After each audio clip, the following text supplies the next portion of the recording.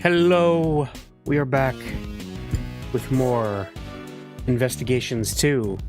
So, we've just been hired, quote unquote, by Eddie Fender. I had to stop. I was literally about to say Ray Shields. Eddie Fender. And we are going to be doing our best here to figure out who killed Mr. Knight, the culprit of the previous case, which is a little interesting wrinkle. All right.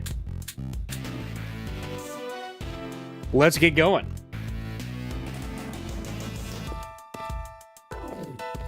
We got... Let's talk to Mr. Fender a little bit. But it was the miniature horse, yeah. Oh, yeah. That's right. He got a little bit of a kiss last time. Right on the kisser. She seems to have given you quite a shock. And why is that, huh? I thought you were a man of the world. Yeah, well, I'm all for saying hi with a hug, but going straight for that kiss? Pull your boots, am I right? Woo me a little before puckering up. That's all I ask. Wow, I never thought never would have pegged you as the shy type.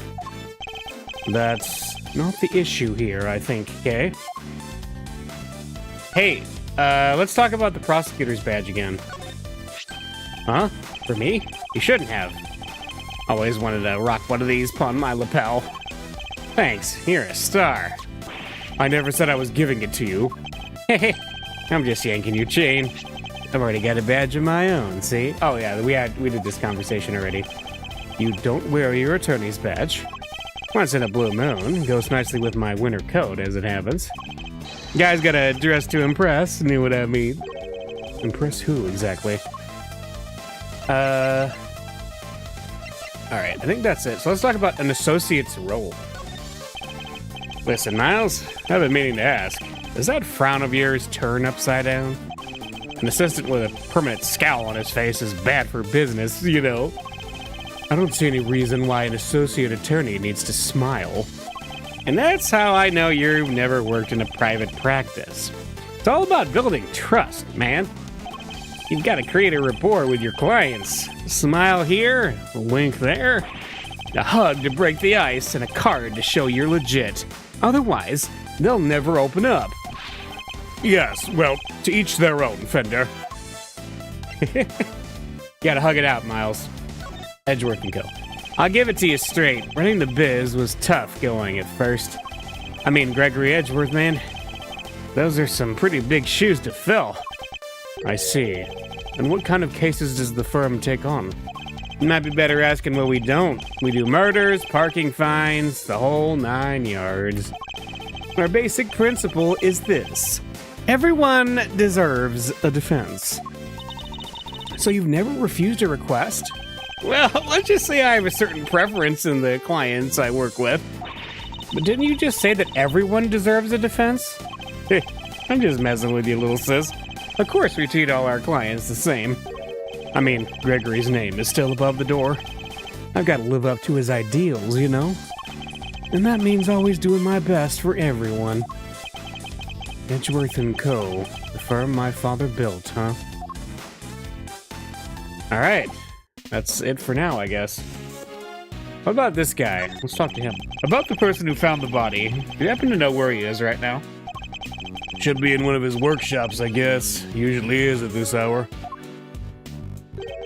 But it seems the workshops are our next port of call. Alright. What about this? There's something written here. It seems to be about the prisoner in this cell. Prisoner number D-258. Classification, Captivus periculosus. He may look fearsome, but this lively fellow is actually a sweet-natured herbivore. He even has a pet penguin named Gwynny. He's skilled at giving such real, gripping testimony, you'll swear you were there at the crime scene, too. The end. It's the kind of thing you might expect to read in a zoo, not a prison. And that's what I was thinking. What about this? Oh, it's a blurb about the guy in this cell. Let's see what it says. Prisoner number D-259. Classification, habitat, see cell to the right. Not exactly helpful, is it? This grizzly fellow has a pet polar bear called Teddy. He's a former boxer who loves to stay trim and is always at optimum fighting weight. He may push his body to the max, but he's relentlessly kind to himself. Omnivore. Who exactly is all this information for, anyway? The warden, I guess? Let's look at this suspicious miniature horse. They even have ponies. This one's only big enough to carry a small child. Isn't this great, Mr. Edgeworth? It's like being at the zoo! Except it's the humans, not the animals, who live in captivity here. No one would mind if I took one home with me, would they? If by home you mean behind bars, then no, I suppose not. And the pig. It's a mini pig, I believe, though not for eating, I hope. Isn't this great, Mr. Edgeworth? It's like being at the zoo! Except it's the humans, not the animals. Oh, okay. He's the same thing. Alright, we got this weird thing here. Look, Mr. Edgeworth, it's a monkey mountain! Not something I ever expected to see in a prison, I must say. Doesn't it look like fun? Not in the least. And while we are on the subject, you are not, under any circumstances, to climb on that structure. Do I make myself clear? But I have to show that monkey who's boss! Please, Kay, you really don't. That's right. Know your role, Kay. This bench has seen better days. It's covered in rust. Yeah, only cats would dare take a nap on there. And maybe Gummy. I fear you may be right. And the kitty cat. Do you have a moment? We have a few questions for you. Oh, who's a good girl? You are. You're just perfect. She really is. She's beautiful. Meow. He's finally noticed me, I think. He just said meow back. I was wondering, what's her name? It's Waggy, ma'am. She's my little friend. Friend. Yes, right, as you were then. But I need her answers, not clawful puns. Oh no, you're getting in on it too. This looks like the way to the prison yard. Sadly, the shutter is locked tight. Freedom awaits on just the other side. A stoic lock and key twixt mine eyes and nose and the outdoor breeze. Such a cruel fate it is indeed. The more I think on it, the more it eats at me. And whose thoughts are you attempting to channel exactly with that soliloquy? Yeah. What about this? Why is there a rabbit just... I nearly tripped over it. Isn't this great, Mr. Edgeworth? Oh, this is the same thing, yeah. I don't know why it's the same conversation each time. I wonder where this door leads. I don't know about you, but I'm not getting some real strong vibes coming from there. Maybe that's where they keep the super-duper dangerous prisoners. That's certainly a real possibility, in which case, we'd better turn back while we still can. Oh, wait, I was only kidding, you know. He might be right. Alright, so in here. Hello, anybody in there? Nice try, kiddo, but this ain't a bathroom stall. Yo, you there! Could you help us out here, my good man? Yes, sir. What can I do for you? Is somebody using this workshop right now? Yes, sir. One of the prisoners is in there. Just confirmed it myself during the noontime roll call. We'd like to speak to this prisoner, if that's all right. Sure, I'll go fetch him right now. It won't take a sec.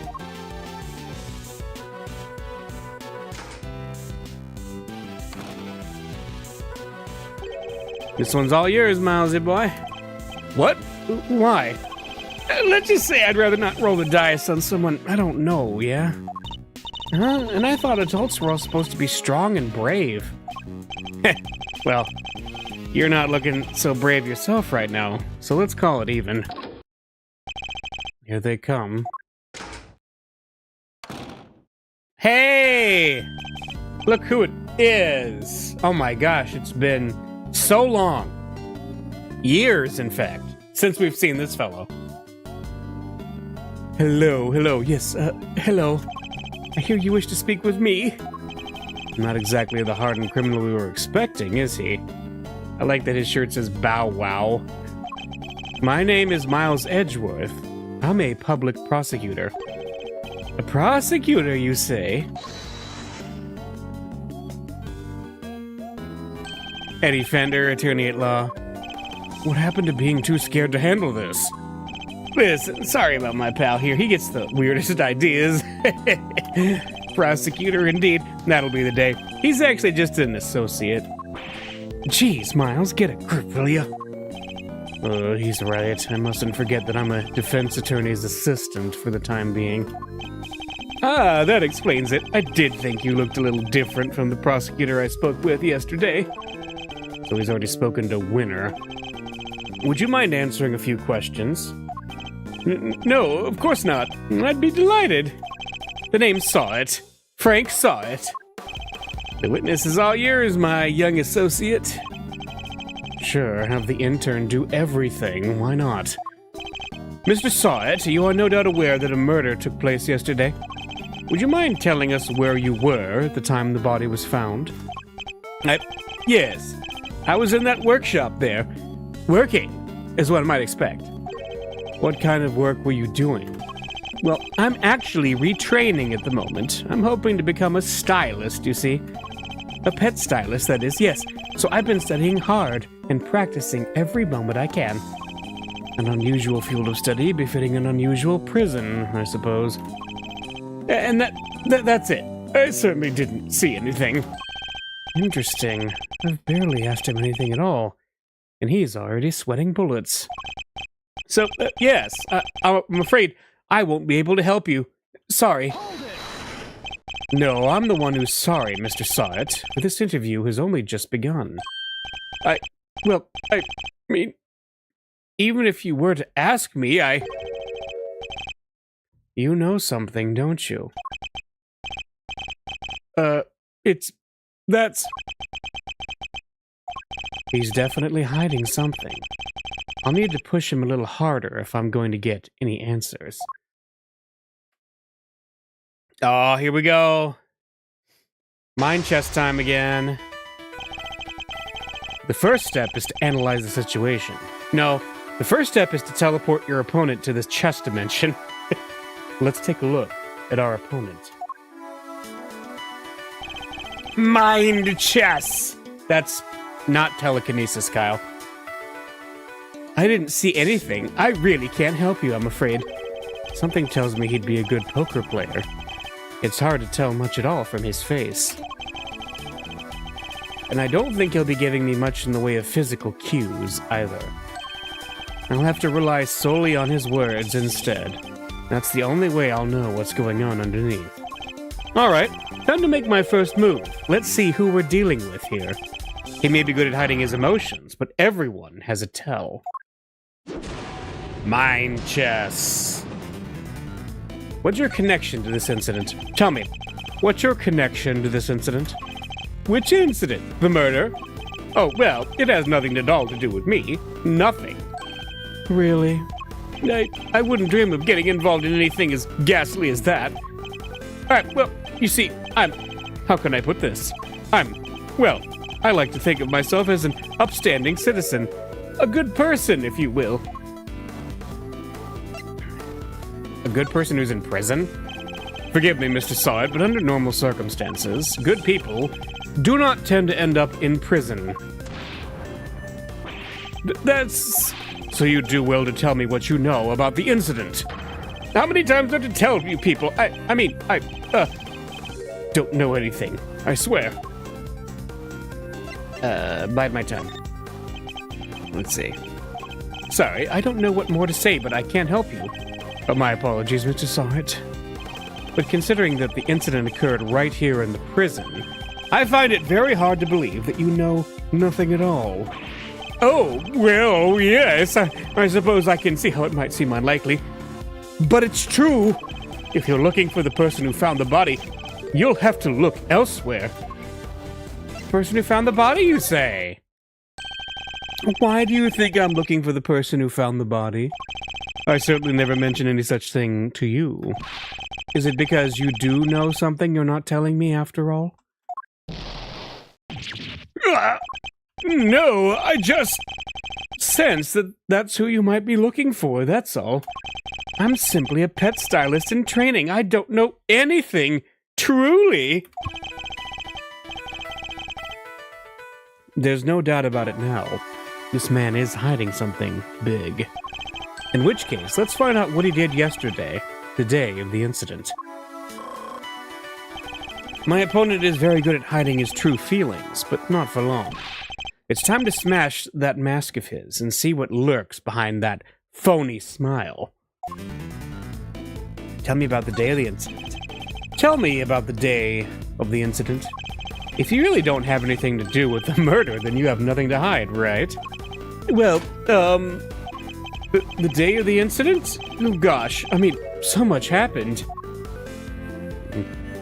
How were things in the prison? What were you doing? What were you doing? I want to know what you were doing, Mr. Sawit, in detail. I told you, I'm a pet stylist in training, and that's what I was doing yesterday. Training.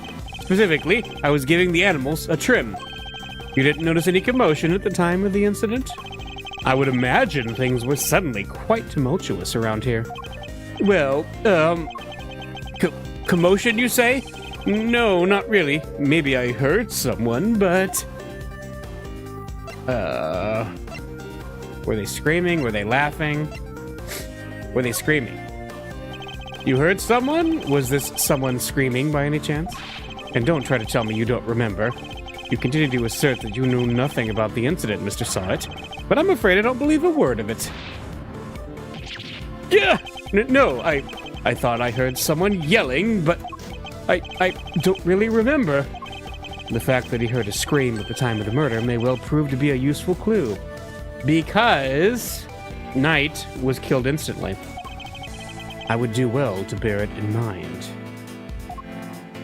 Tell me about the day of the incident. Tell me about the day of the incident. Alright, well, the day of the incident, right. How were things in the prison? What was it like here in the prison yesterday morning? I really don't remember. I don't have the best memory, I'm afraid. Time to deploy my clue. You said you heard a scream. You don't remember? Please. You literally just confirmed that you heard a scream.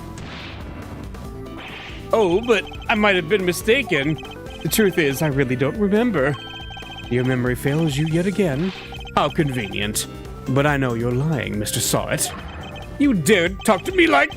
I mean... I'm not lying. Bide my time. Let's see if he gets anything. Look, if you must know, when I'm working with the animals and I get into the zone, they're all I see. Am I to understand you have something of a talent for animal grooming, then? Well, my scissor technique could use a little work, but I'd say I'm quite good with the animals. They seem to like me. I'm especially good at calming them down when they get scared. Scared? And when exactly do they get scared? Surely it doesn't happen very often. Well, no, thankfully it doesn't. A scream would certainly frighten them. Did you get... let's see. Yes. A loud scream would certainly frighten the animals, wouldn't it? Why are you going to such lengths to deny having heard the scream? What is it you're hiding, Mr. Sawit? Tell me! Yeah! I can assure you I'm not hiding anything. I'll admit I did really hear somebody scream, but I'm not hiding anything. I promise. The mask is finally beginning to crack. Now to shatter it completely by asking about the scream itself in more detail. I'm afraid you're about to learn a painful lesson, Mr. Sawit. That hiding things from me never ends well for my opponent. When did you hear the scream? Remember. When did you hear this scream? Oh, wait, now I remember. I forgot about the show. They put on a show for us prisoners around the time of the incident, you see? Yes, performing animals, if I remember rightly. That's where I was in the morning. So now you wish to claim you didn't hear a scream because you were at the show. This guy got teleported to the Mind Chest dimension and still thinks he can lie. Seriously. You do realize that goes completely against everything you've told me so far? And what are you gonna do about it, huh? That is, my memory is patchy, as they say. Bide my time. The animal show really had to be seen to be believed. It did it? Tell me, What kind of animals did you see? Let me think. A whale? And did you ride this whale? You weren't actually at the show, were you? Enough of your lies. You were nowhere near this show, were you? Yeah! Well, I seem to remember being there, but maybe I was, maybe I wasn't. It's clear Mr. Sawit wasn't at the show. This feels like a vital clue. Alright, who did you hear screaming? Who did you hear screaming? Wait, I just realized I made a mistake. When the incident happened, I was out in the yard, yes. So, I didn't hear anyone screaming, no one at all. Time to deploy my clue. You weren't at the show. How long are you planning to keep up these lies? I already know that you weren't at the show. Yeah!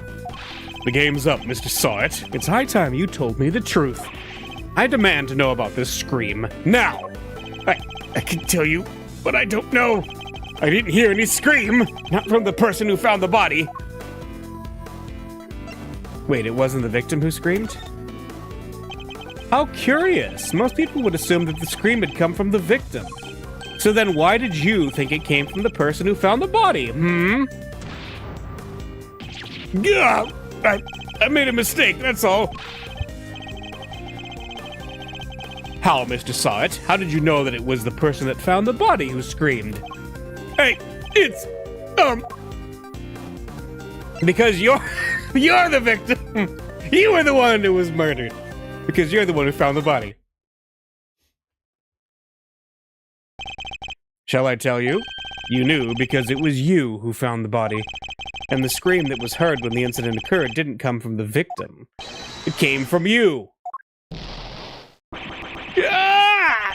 How did you? It's true, I admit it. But what gives you the right to treat people like this? Checkmate. Yup, we're back.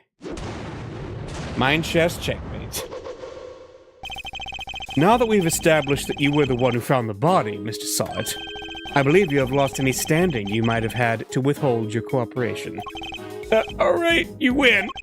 But I'm sure I won't have anything useful to tell you. It probably isn't even worth your time. It's not for you to decide. By my hand, the truth will be revealed. Every decision I make is to ensure that end. Except, that's not exactly what we're here to do, is it? What do you mean? We're not trying to expose the truth, we're trying to save Simeon. That's what we do now, remember? We work to get our client out of trouble. Not as a prosecutor, but as a defense attorney's assistant. What the K-Meister said. You need to listen to the kid more, you know? Client has requested the services of Edgeworth & Co. And as your old man always said, your relationship with your client comes before everything else. So if you think Mr. Saint's well-being is taking a backseat to some quest for the truth, well, let's just say I don't like to fire people. So I need you to fight against your instincts a little harder, yeah? This will take some getting used to. In any case, the importance of this man's testimony remains unchanged. Therefore, Mr. Sawit, I am asking once more, what happened when you found the body? Oh, we're jumping straight into a rebuttal here. Finding the corpse. I was in the workshop there by myself, practicing what I'd learned. I don't remember how, but I found myself in front of the door to the other workshop. I happened to peek in through the little window, and then I saw him lying there. A man. Not moving. Dead! That's exactly what he said in the original case. I quailed in fright and found myself screaming in sheer terror. Let me get this straight. The room you were in is next to the one where the corpse was found? Yes, that's right. I was in Workshop B. And you were there the whole day? Yes, from the 7 a.m. roll call onwards. There are 3 roll calls a day, you see. 7 a.m., noon, and 9 p.m. And they check who's in the workshops during roll call, correct?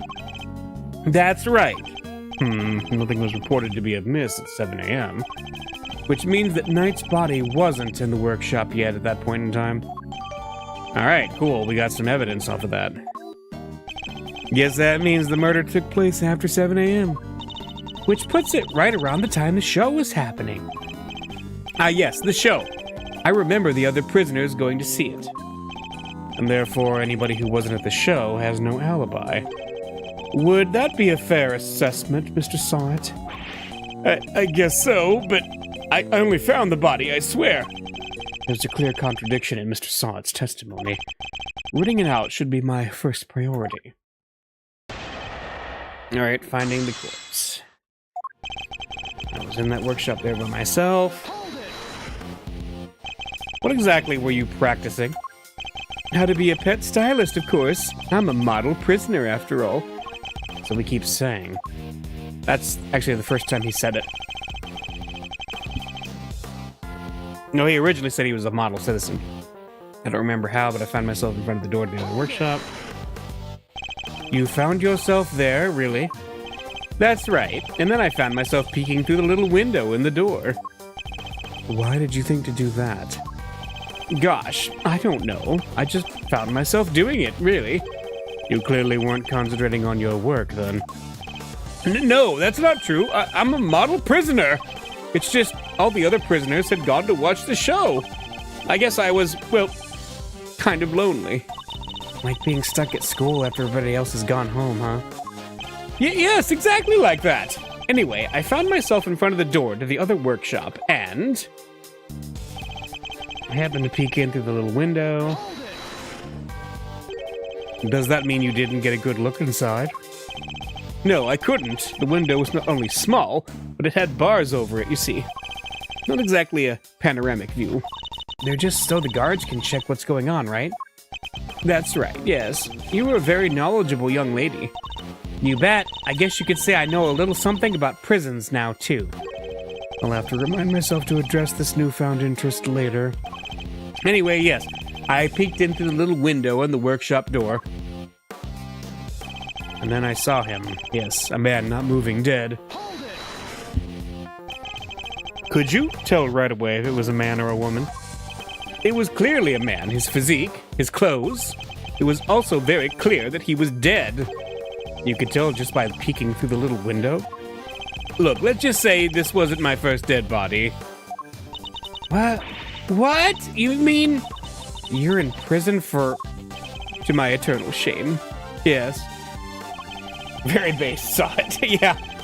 This was, however, the first time I had seen another person's handiwork up close, so... I quailed in fright and found myself screaming in sheer terror. Do you recall how exactly you screamed? Any words you might have used? No. I only remember that I screamed.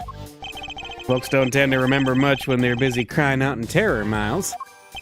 Exactly. So, yes, I screamed. That's all I remember.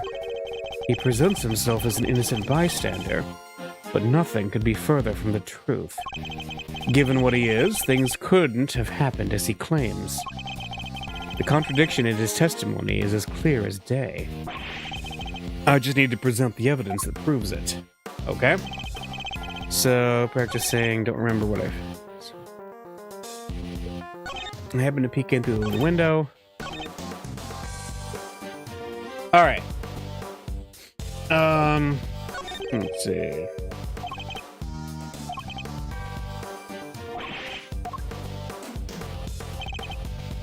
I also noticed he only has one glove, and we have the other glove, and it's a pink glove, right? That's an interesting little change there as well. So, curious about that.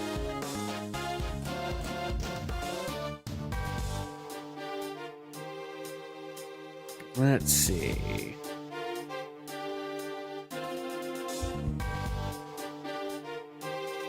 All right.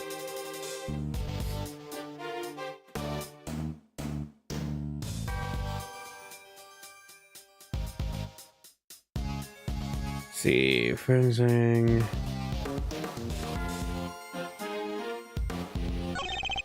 I don't remember how, but I found myself in front of the door to the other workshop. I happened to peek in through the little window. Alright, so he found himself in front of the workshop.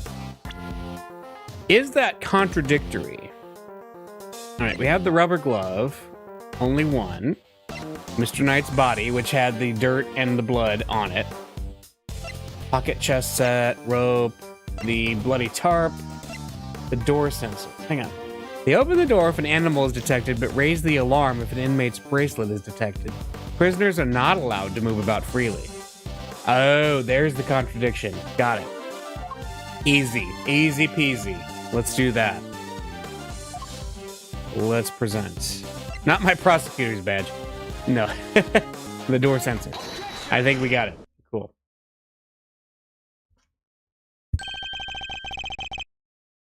Enough of these pathetic lies, Mr. Sawit. I'm afraid you've rather lost sight of what you are. What I am? I know precisely what I am. I'm a former newspaper salesman who's training to be a pet stylist. But that's not all you are, is it? Or did you forget the bracelet you wear around your wrist? A bracelet that marks you as a prisoner, and therefore unable to move around as you please. As we both know, stepping outside that door would have sounded an alarm. Well, that's... But there's no way you could have looked into the other workshop without leaving the room you were in. Gah! Hoo-wee! Stylishly done, Edgeroo. But doesn't that mean that Mr. Sawit couldn't have found the body, then? Good question, Kay. Perhaps Mr. Sawit himself can explain. I'm... So actually, I may have forgotten to mention one very important detail. Sorry about that. I can explain exactly how I was able to see the body if you like. By all means, go ahead. Finding the Corpse, Part 2.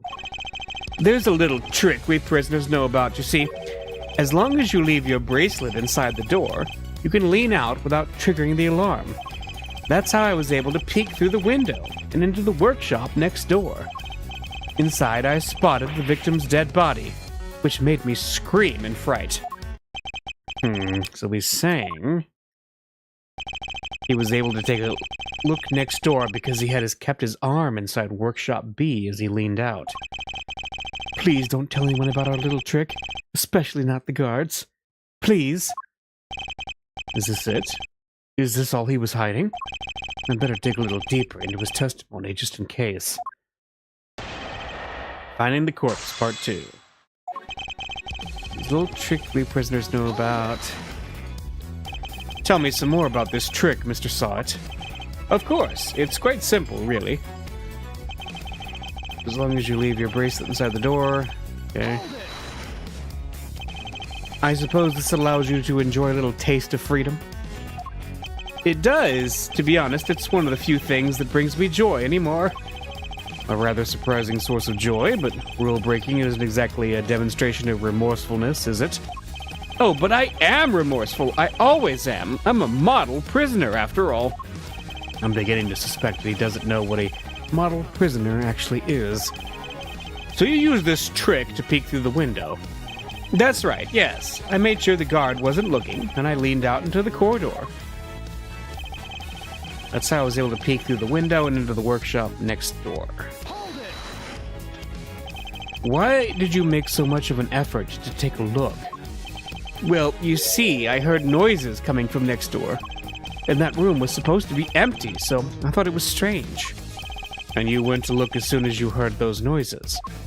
Yes, of course. I had to see what was going on, so I went right away. I see. Are there any problems with what Mr. Sawit just said? Yeah, there's a problem. You claim that you looked into the next room as soon as you heard some noise. If that's the case, you must have seen more than just a dead body. Because the person who made the noises should have been in there too. You've got him quaking in his boots, Mr. Edgeworth. Mr. Sawit, tell us the truth about what you saw. You do, of course, have the right to remain silent, but it will do little to dispel the notion that you were somehow involved in this crime. I'm sorry. I did see something else, but it's too insane to believe. I really thought I might have dreamt it. That's why I wasn't sure if I should mention it. Just tell us what you saw. All right. It was that dog. And what I saw is the stuff of nightmares. That huge black dog had sunk his terrible teeth into the victim's throat. What did you just say? It was hellish, utterly hellish. That beast, that awful beast, he killed him. Suddenly I don't feel so good. Jeepers creepers, that's awful. Talk about traumatizing. It was dreadful, horrible. Now you know I couldn't help but scream. So there's a man-eating dog in the prison's animal population, is there? Black dog. Saw claims to have seen this dog biting the victim's throat. He doesn't seem to like me very much. Okay. He doesn't, huh? And that really is everything, I promise. You believe me, don't you? For now, this one seems too far-fetched to lie, even for you. I'd like you to append what you just told us to your testimony, if you don't mind. Very well. See, unsatisfied with the victim's dead body, which made me scream in fright. I also saw that black dog, his mouth clamped tight around the victim's throat. Okay. Let's see. You're sure this black dog was biting the victim's throat? Yes. There was blood everywhere. The beast's mouth was dripping with it, and... Whoa! Spare us the gory details, will you? What about the victim? Was he... Don't say it! Don't say it! Do you really need to ask him that, Mr. Edgeworth? Oh, okay. What was that punch for? I'm on your side here. He wasn't moving at all. He was just lying there. Meaning he was already dead. There was so much blood just oozing from his neck. Oh, he was dead as a doornail, I'm sure of that. Not even the twitch of a finger, just lifeless. Eek, enough already. Why do you have to go into every little detail like that? To give you a nice and accurate testimony, that is what you want, isn't it? Shall I add what I've said to my testimony, Mr. Edgeworth? Please do. It was awful, I tell you. Terrible. So what's this? Oh, he was dead as a doornail, I'm sure of that. Not even the twitch of a finger, just lifeless. Alright. There was also a small cut. Alright. Building layout. Let's see. You paint a very vivid picture. Well, I had a front row seat, I suppose. I could almost feel the agony of the poor man's final moments. I don't think I'll be getting any sleep tonight, Mr. Edgeworth. You won't? Well, that's unfortunate. Yeah, and it's all your fault for pressing him for more gory details. I'll be having nightmares tonight myself. It's still so fresh in my memory. I like Edgeworth just like, oh, that's too bad. Sorry.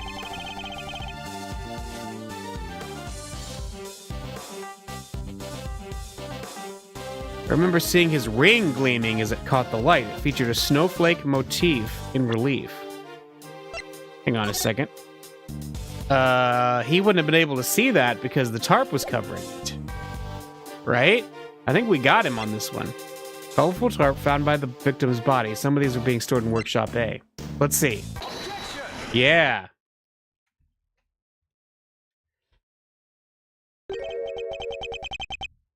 A ring with a snowflake relief. Yes, I saw it clear as day. It was carved in such fine detail. Interesting. Your testimony is certainly very accurate. In fact, I'd say it's just a little too accurate. And? What's wrong with being too accurate? I mean this. You testified to having seen a ring with a snowflake design on it. And while the victim did indeed have a ring on his finger... See? Exactly as I said. There is no way you could have seen it. Take a look at this photograph. As you can see, the victim's right hand was covered by a tarp. It would have been impossible for you to see his ring, let alone what design was on it. Unless, that is, you approach the body and remove the sheet. You told us earlier you only took a look through the window of the door. Yet you seem to have seen quite a lot from such a disadvantageous location, Mr. Sawit. Who the heck do you think you are, huh? Mr. Big Shot, acting like you know it all. I mean, I saw what I saw. I swear. Oh, I know. The man's arm. It must have moved under that tarp after I peeked in. Nonsense. You already told us that can't have been the case. He wasn't moving at all. He was just lying there. Yep. You said it yourself that the victim was already dead. And dead men don't move, do they? Ooh-wee. Is that the stench of ode to desperation I smell? What are you hiding, Mr. Sawit? Tell us. No, You're wrong. I know what I saw. Oh, there goes the toupee. In the face. You couldn't let it go, dude, could you? Had to keep on poking and prodding. You slimy two-bit associate attorney! Seems the real Mr. Sawit has finally revealed himself. And of course, he had to lie about all this to make sure that they don't take the man-eating dog away. Yes, of course, of course. Whoa, that's quite the rug he was rocking. Came straight at you like some kind of flying black cat. Look, I'm just a sweet, innocent witness here. But are you really? Because I must say, I have doubts. Very serious doubts. What's that supposed to mean? Well, you saw something that should have been impossible to see from outside the workshop. So, how did you do it? That's simple. Mr. Sawit, this is where you were standing when you saw the body. He was inside Workshop A. You were in the same room as the body. That's the only way you could have seen the relief on the ring.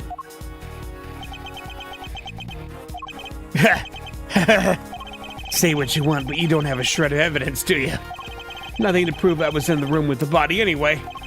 You can't prove it, can you? Because I was in the next room over, minding my own business and looking after the animals. Why else would I have signed out a pair of rubber gloves? For fun? Now put up or shut up. I want to see evidence that proves that I was in that room with the body, the rubber glove. You just brought it up. Remind me, Mr. Sawit, what were you doing when you discovered the body? How many times do I was practicing my pet styling techniques. Of course, then perhaps this rubber glove might mean something to you. That's... This glove was found by the victim's body. I believe it was dropped by the killer. And I can't help but notice that you have a similar glove tucked into your apron. No, this one's different. Yes, that one does seem awfully lonely, doesn't it? It's just a rubber glove. There are hundreds of them all over the prison. This doesn't prove anything. Not yet, perhaps, but if I were to ask the police to check this glove for prints, I have a feeling the results would be rather fascinating. Whoa, we got him. Yeah.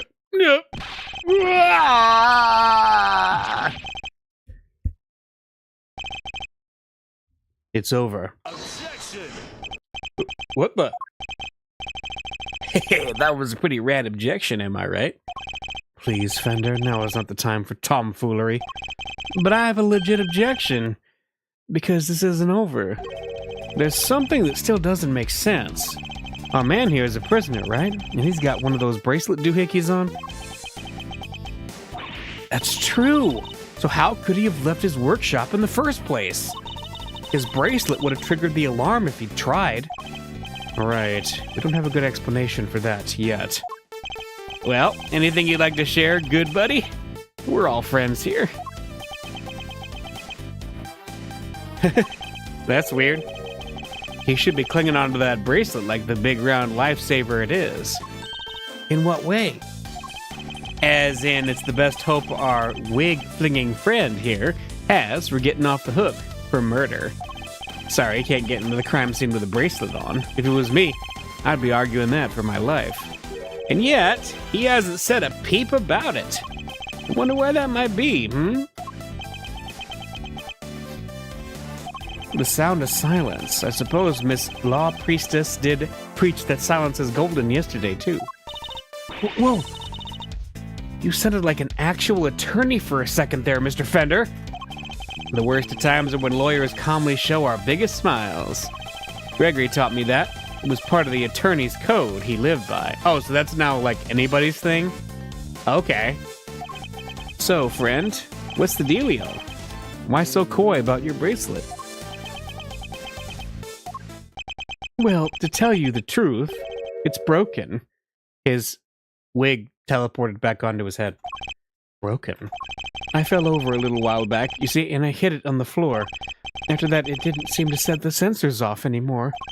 I should have told the guards about it, I know, but, well, it was awfully convenient. I see. So your bracelet is broken. But do they really break that easily? If so, then this prison has a serious security problem. You there. We have a moment. Aw, aren't you just the cutest? Meow! Can I help you, sir? This prisoner's bracelet appears to be broken. What? Really? That's not good. I'll get someone to find a replacement right away. Thank you. We'll keep hold of the broken one for the time being. Mr. Sawet's bracelet. Okay. Of course, sir. I trust you'll take good care of it. Sweet. Bracelet sorted. Now to turn our murderer in, yeah? What? No! I didn't kill anybody! Whoa there, Palio. You were the one who said your bracelet was out of commission. Or were there other inmates freely roaming the halls while everybody was busy watching the show? No, I just found the body, that's all. I promise. And when I did, that enormous dog still had his mouth wrapped around the poor man's neck. I only went into the workshop after the beast had left. And why did you go in? Well, oh, fine. I wanted to go through his pockets, okay? He was going to rob the corpse. That explains why he remembers Knight's ring in so much detail. Hey, why are you looking at me like that? I'm a great thief. I'd never stoop so low as to steal from a... Well, I didn't steal anything either. The show ended just after I entered the room, and all the other inmates came trickling downstairs thereafter.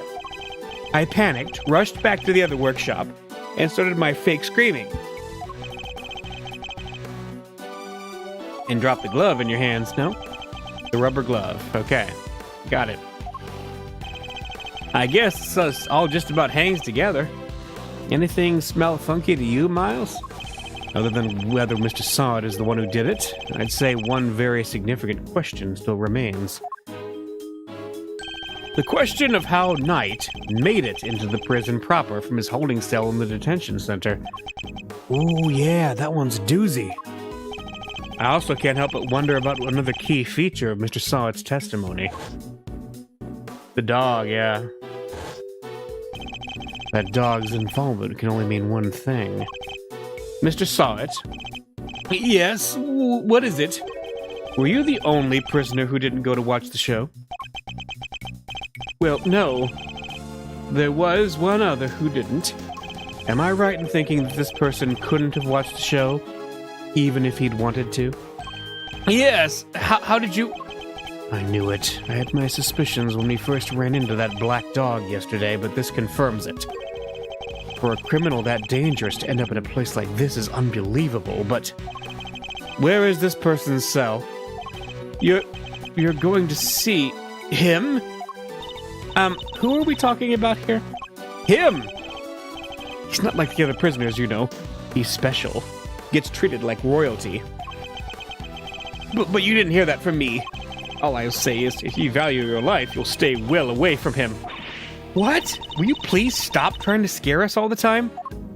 The big cheese, huh? Well, I, for one, definitely value my life. So that sucks. They keep him in maximum security. Which is over there. Hey, it's where Edgeworth said it was. Maximum security. Well, that's certainly one way of treating someone differently. Building layout data updated. Cool. Alright, quit being so mysterious and tell us who he is already. let's just say he's highly skilled when it comes to people's lives. Better than anyone, in fact.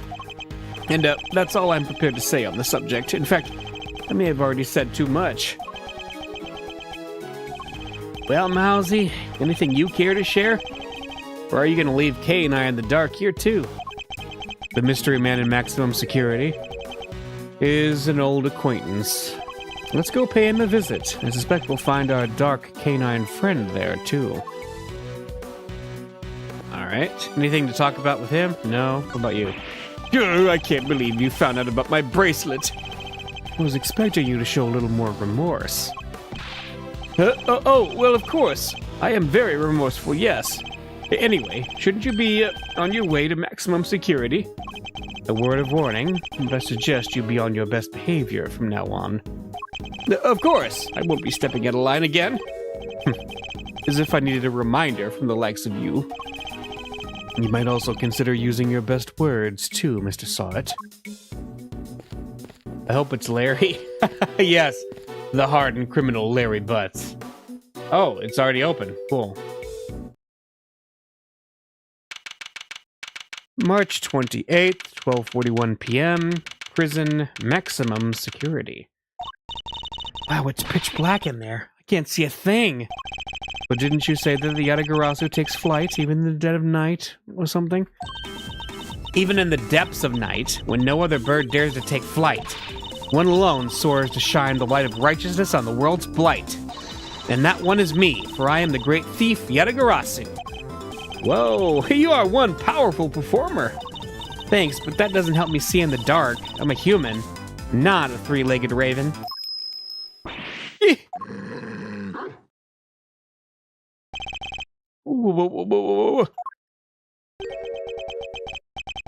Ah, Mr. Edgeworth. That voice. I knew it. It has been far too long. You remember me? I could hardly forget now, could I? After all, you are the one who put me away. Mr. Edgeworth? Are you talking to that dog? Or is there someone else in there? Still can't see a dang thing. Oh, but I am forgetting myself. Forgive me. I do not often receive visitors. One moment. I will turn on the lights.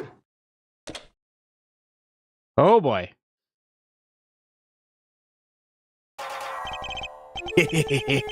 You are a heavy-footed lot. Am I right in thinking there are 3 of you in all? I like that his prisoner number basically just says boss. Very well. Perhaps we should start by introducing ourselves. I am Bodhikarmakanis. Bodhikarmakanis, okay?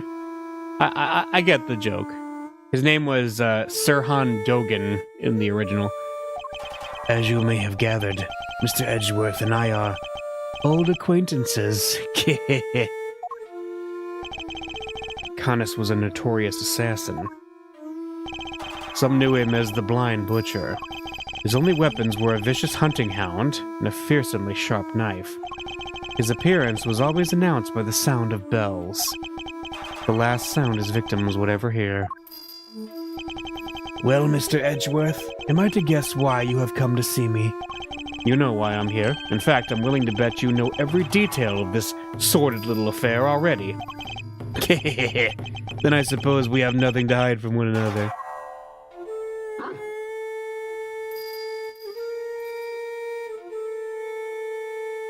Look at my badge first. Very well. You wish to water the flowers of the earth with the blood of your veins. What a noble request. I will gladly see to its fulfillment.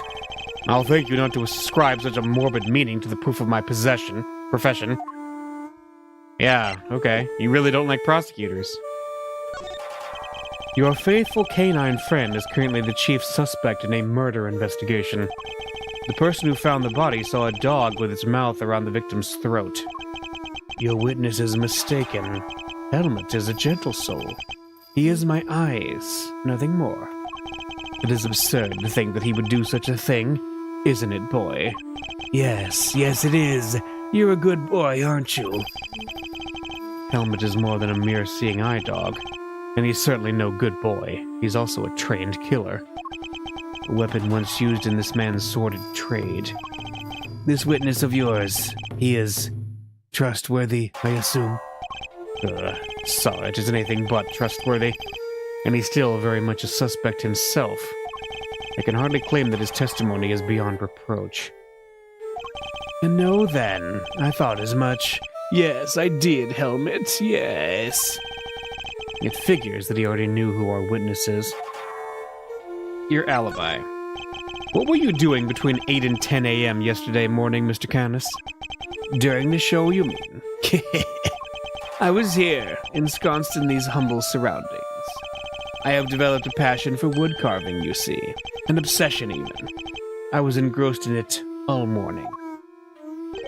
And you have permission to engage in such a hobby?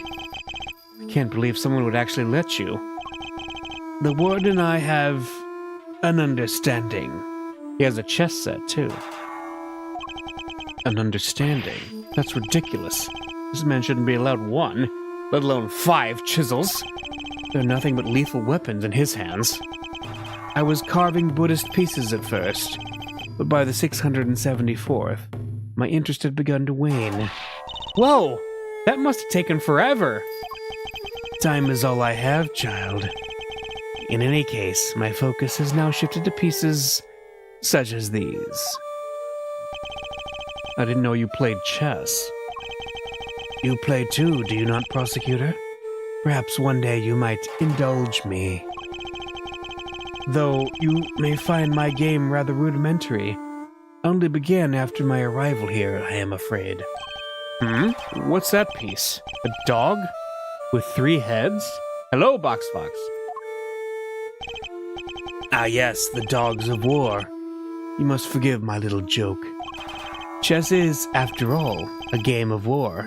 Soldiers, knights, castles, all doing their utmost to protect the king.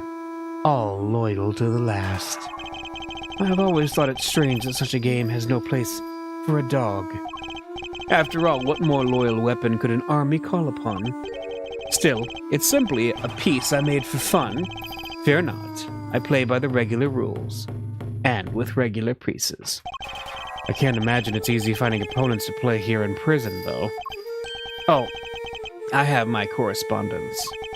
Correspondence chess, then. Sharing moves by post. Yes, even prisoners are allowed to send and receive letters. Their contents are inspected, of course. Although I have yet to receive the details of my current opponent's next move. Carved for fun by Canis, he also seemed to be engaged in correspondence chess via postal mail. Sounds like this current opponent isn't a resident here. Yeah, you're the victim. I suppose you know the identity of the deceased, Mr. Canis? His name was Bronco Knight, was it not? Poor, unfortunate soul. You keep your ear to the ground. My ears are all I have, Mr. Edgeworth. Why am I not surprised that he's plugged into the prison's information network? But perhaps he was not so unfortunate after all. What do you mean? Mr. Knight's crime was a grave one, a crime for which he would have been made to pay dearly anyway. The attempted assassination of a president. That is no small matter. Wait, he's wrong. Attempted assassination? Wait, Mr. Edgeworth, didn't Mr. Knight... Yes, we proved that he murdered his team leader, and that there was no attempt on the president's life. Could it be? Are they attempting to cover up President Wong's fake assassination scheme? That guy's head is very questionable. It's very oddly shaped. Whoa there, cowboy. You're saying the Bronxter didn't actually have a pop at the press? I was hired to defend him on the charge of attempted murder. You mean you don't know what really happened? So what, they just blamed the whole assassination thing on Mr. Knight? It would explain why the committee was so keen to get involved. Of course! They took you off the case to try and keep you away. And swapped in that Wiener kid to push you through an attempted murder charge. The Wiener kid. In other words, they're trying to cover up the truth?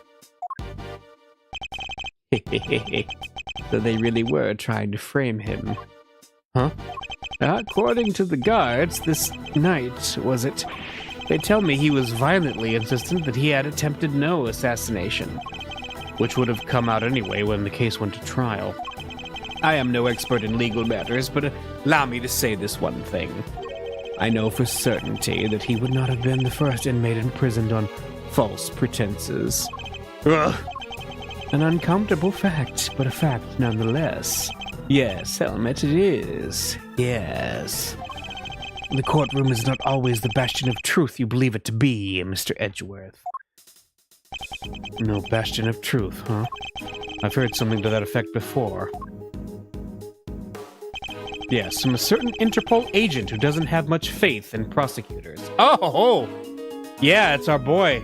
Long. We haven't seen him in forever. You're not twisting the truth behind these cases behind closed doors, too, are you? Fueled by that kind of thinking, is it any wonder that courts produce nothing but falsities and lies? Sorry, but the truth doesn't need the likes of you to distort it today. I never was able to fully dispel his mistrust of prosecutors. Even Helmet understands. Don't you, Helmet? Yes, you do. The truth revealed in court and your deductions. It is dangerous to trust either implicitly. Ugh. But I am not bitter. You are not the first to make me a subject of unfounded suspicions in recent days. In fact, I was visited by another prosecutor only yesterday. He was accompanied by a judge. They even dragged the warden along, her distaste for me lingering unspoken in the air. The law system is slowly becoming like Apollo games. Yes, yeah, that is a good point. It's beginning to get very dark agey, isn't it? Not those two again. Prosecutor Winner and Judge Gavell. They went over at my cell with a fine-tooth comb, but they left empty-handed. They were looking for the murder weapon, I believe, to no avail. But I mustn't take it personally. Rumor has it that they searched every cell in the prison and still failed to find what they were looking for. I pray they weren't too disappointed. Prison search data. All right. Well, that posed more questions than it answered. What do we do now? Sawit's testimony is flimsy at best. I'll need more proper evidence if I want to take Connus on. Well, I think that's quite enough chit-chat for one day. Helmet will show you out. Good boy, Helmet. Go on now. He's not showing us out permanently, right? Let's get out of here, come on! Until next time, Mr. Connus. It does pain me that our brief time must end, just as we were becoming reacquainted. I await your return, Mr. Edgeworth. Let's get out of here. Case hiding on top of the monkey statue. March 28th, 1:12 p.m., prison corridor. Now to gather the evidence, I need to bolster my case. Hey, Mr. Edgeworth! That's the best hiding spot you could find. It's all right, Kay. You can come down now. Where's Fender? He ran off somewhere. I had no idea he could move that fast. Fender. So, what do we do now? You and I will continue the investigation. And I just know where to start. By solving that one particular mystery that's been dogging us this whole time. Dogging?! Knight's body was found in one of the prison workshops, but he was presumably being detained in one of the detention center's holding cells. So how did he wind up on the other side of those heavy security doors? Sholmes definitely would have been on the Monkey Mountain too. He would have been. Yes. He would have been hanging at the top of it. Let's start by investigating the holding cells. And Mr. Knight's room, right? But, what about Mr. Fender? I'm sure he'll find us when he's ready. Sure, but he is kind of our boss, isn't he? Oh well. Yeah, oh well, whatever. March 28th, 1:34 p.m., Detention Center, Corridor. The victim's cell is just over there. Lead the way, Mr. Edgeworth.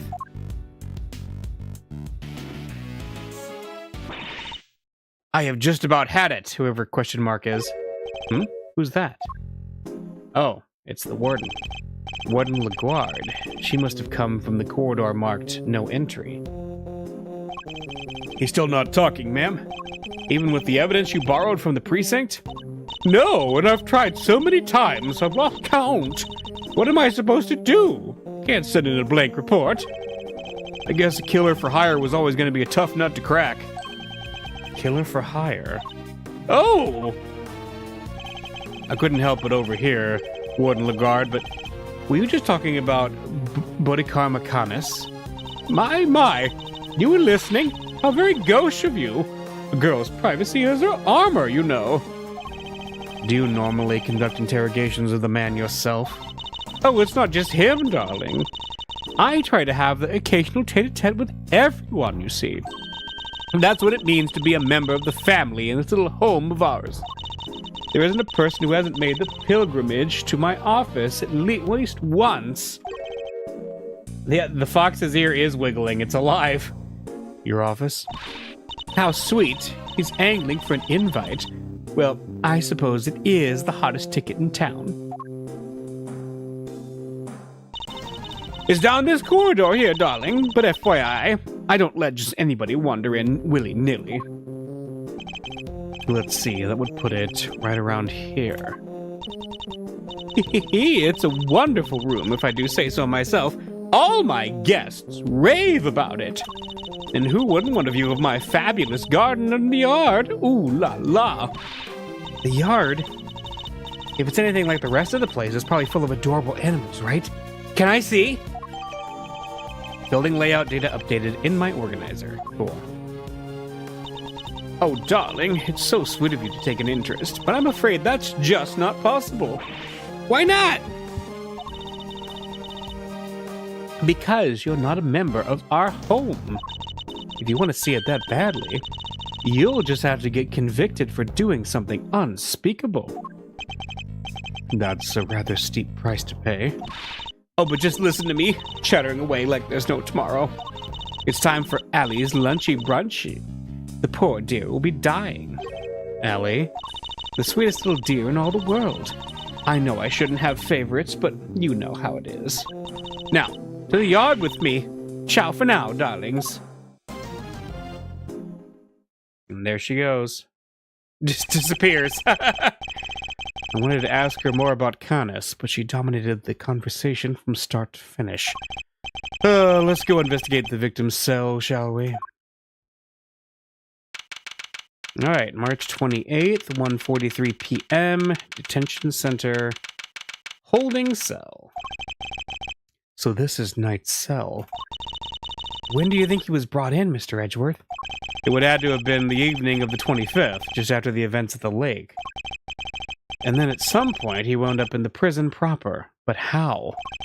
There must be some evidence here that will point us in the right direction. Alright, let's get looking, Mr. Edgeworth. Begin investigation. Alright, let's start over here in the bed. I must scour the scene and inspect anything that catches my attention. Wait, what's this? Dust? There's something different about this spot here. This part of the floor is weirdly clean. Did somebody wipe it down or something? Why would somebody only do the part next to the bed, though? Yeah, there's his jacket. This must be Knight's suit jacket. So I've been doing some research of my own. Oh, and what have you discovered? I've discovered the guys who look good in suits tend to be popular with the ladies. But don't worry, guys with frilly neck ruffles are next on my research list. Please stop. What about the pillow? This bed doesn't look very comfortable, but that pillow cover is very clean. Spotless, in fact. I bet this is the kind of bed Gummy sleeps in. I can just picture it, can't you? No, I sense he's more of a mattress on the floor type. Probably right. Hey look, this newspaper's got a chunk of it missing. You're right. A few of its pages have been roughly torn out. Ah. But why? Maybe Mr. Knight wanted to clean his cell, but didn't have a cleaning cloth. It's not a totally implausible theory, I suppose, but who would try to clean their cell? Good question. Alright, what about this? A standard barred window. No signs of it having been tampered with. I don't think there's any chance our killer escaped through here. Aha! Must remember to bring something to saw through iron bars with. As they say, fail to prepare. Prepare to fail. Glad I got the chance to scope this place out. Okay, we're investigating a crime scene, not preparing for your eventual escape. What about this? The bowl is nice and spotless, and there are no signs that the toilet paper has been used. Everything seems to be in order with this toilet here. What? Are you serious? Why? What's wrong? There's no door. There's not even a curtain. Whoever designed this place should have thought a little more about the people who left to live here. I think there might be a reason behind the open plan layout. Yeah. What else we got? Let's look over here. Reflected in the mirror is a security camera. A great thief's greatest enemy. Nothing about this place is very theft-friendly, if I'm being honest. I think that might be entirely deliberate, Kay. Guard! I'd like you to retrieve the footage from this security camera and review it as carefully as you can. If you see anything out of the ordinary, inform me immediately. Yes, sir! I love how Edgeworth's, just went into prosecutor mode there, even though technically he can't do that. So what do we got? I must scour the scene and inspect anything that catches my attention. Man, he won't rest until he scours the scene. Every suspicious-looking, paper? What's this? Oh, what's the menu doing here, Mr. Edgeworth? It seems that those held in the detention center are able to choose what they'd like to eat each day. If they can afford it, that is. Money makes the world go round, I guess. But doesn't that make life super easy for rich detainees? Well, Kay, bear in mind that the people held in these cells haven't been found guilty yet. Some of them don't deserve to be punished. Quite a few of them, in fact. So you're saying it's fine that people with money don't have as hard of a time of it as everybody else? Oh, how did I wind up defending the practices of the detention system? What else? Wow, that's a lot of books. Let's take a look. You'll Laugh Tomorrow, an anthology, Understanding Animal Emotions, Life as a Pet Stylist. Maybe there was more to Mr. Knight than met the eye. Sadly, I don't think these were his. They were likely specially selected and placed here for the detainees, with the hope that they would want to better themselves during their time here. A Second Chance at Life, Interviews with a Former Prisoner. These books appear to have been written by current model prisoners and former inmates. Oh, I like the look of this one. 200 Days to Freedom, an escape story. And this one too, Making Money While Serving Time. This facility may have more deeply rooted problems than I thought. And what about this? Hey, look at this weird piece of paper. There's some sort of grid on it. Let's take a closer look. What next? Rook, no, pawn to g6. Next move, bishop to g2. The grid appears to be a chess diagram. The victims, I suppose. What's a chess diagram? A visual representation of a game of chess. See how the locations of all the pieces are marked? This seems to be a closely fought contest. But perhaps if this pawn were... No, wait. Not now, Mr. Edgeworth. This is no time to be playing games. Yes, I suppose you're right. This isn't the first time I've seen this configuration of pieces. It was from a different perspective, but it was definitely the same game. Perhaps it would be wise taking a look at the evidence in my possession. Yes, we know what it is. It was, Mr. Canis. Yes, it was his chess set. This chess game. I've seen it before. Enough with the chess chat, Mr. Edgeworth. We're supposed to be investigating here. Focus! I am investigating. This particular bit of chess chat could prove to be vital. Now, take a look at this. Can you tell me what it is? It's the chess set we saw in Mr. Canis' cell. But I don't really know the rules of chess, so... The rules of the game are not important here. What is important are the positions of the pieces. Compare the ones in Mr. Canis' cell with these. Do you notice anything? Ha! I don't know which piece is which or anything, but if you turn the diagram like this, there are pieces in the same squares. Indeed. There's no dog on the diagram, but that's to be expected. Apart from that, however, the positions of the pieces are identical. And what does that tell us? Oh, I have my correspondence. As unlikely as it may seem, Mr. Canis' chess opponent was... Mr. Knight? This could be just the proof we need to show that Mr. Canis had a connection to the victim. Chess diagram data jotted down in my organizer. Nice. Okay.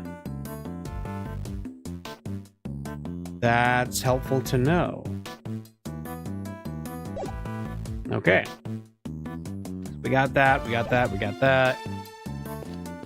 So I think it's time to do some logicking, right? Because I think we're at the end of what we can actually look at. Alright, let's see. Torn newspaper and wiped floor. There we go. This part of the floor has been wiped clean. Maybe he spilled some grape juice. Who knows? But we can certainly imagine what he would use to do the wiping. The torn out pages of that newspaper. Why wouldn't he just ask a guard for a cloth or something, though? Perhaps he didn't want anyone to see what he was wiping up. Ah, maybe. Investigation complete. I think we're about exhausted. We've about exhausted this cell. We've made significant progress by establishing a connection between Mr. Canis and the victim. This is bad, sir. Is that the guard? The security camera footage, sir. I watched it, and... What is it? Can you show it to us? Yes, sir. I have a small playback monitor with me. Then what are you waiting for? Let's see it.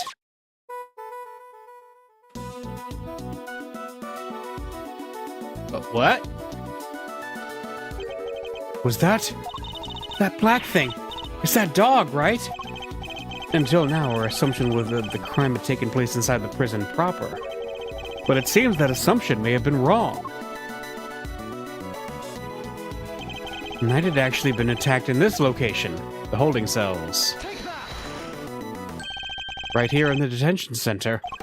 And the perpetrator was indeed Mr. Canis' dog. This is just the evidence we need. Security camera footage data jotted down in my organizer. Cool. And if this is where Knight was actually murdered, then one of the pieces of evidence we found here in his cell takes on a whole new meaning. If Knight's cell was the crime scene, which piece of evidence takes on a new significance? Let's see. The black dog, right? Yes, this piece of evidence now means... what's wrong, Mr. Edgeworth? You're very quiet all of a sudden. I'm fine, Kay. Actually, I'm overthinking this. If Knight was in fact killed here in his cell, then one of the pieces of evidence we found here takes on a whole new meaning. Okay.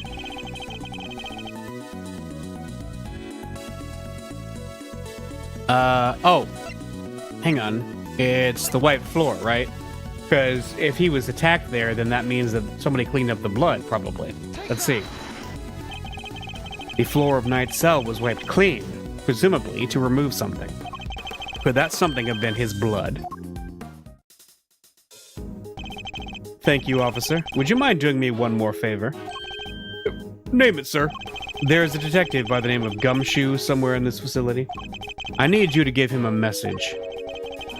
Tell him to have this cell tested for traces of blood, and to report the results to Edgeworth.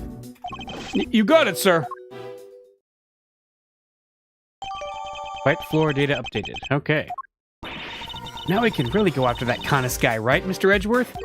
No, not yet. We still don't know how Knight and the dog moved between his cell and the prison proper. Right, so that's what we need to figure out next. What's the next play, Coach? Where are we off to? I suspect one of the guards might know something. We should ask those posted nearby and see what they have to tell us. March 28th, 2:15 p.m., Detention Center Corridor. Okay, time to get asking. Huh? Oh, look who it is. Thanks for the tour. Later.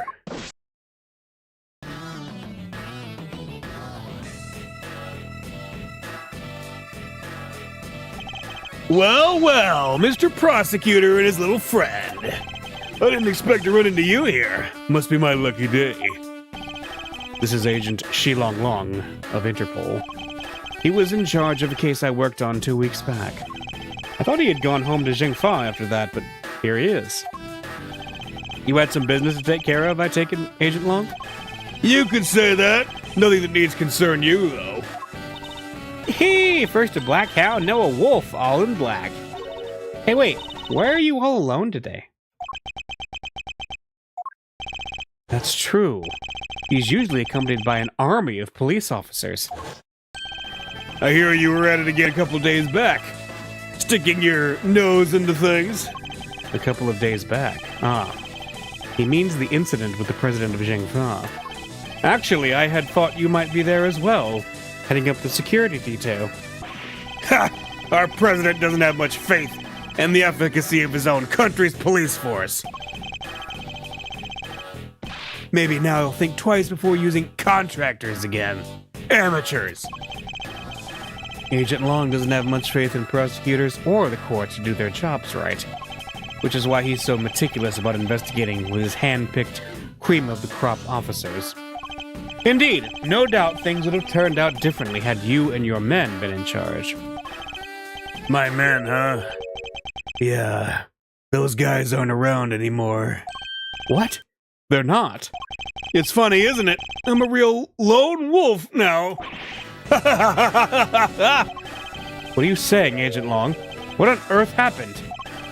I told you, it doesn't concern you. See you around, Mr. Prosecutor. Well, wow.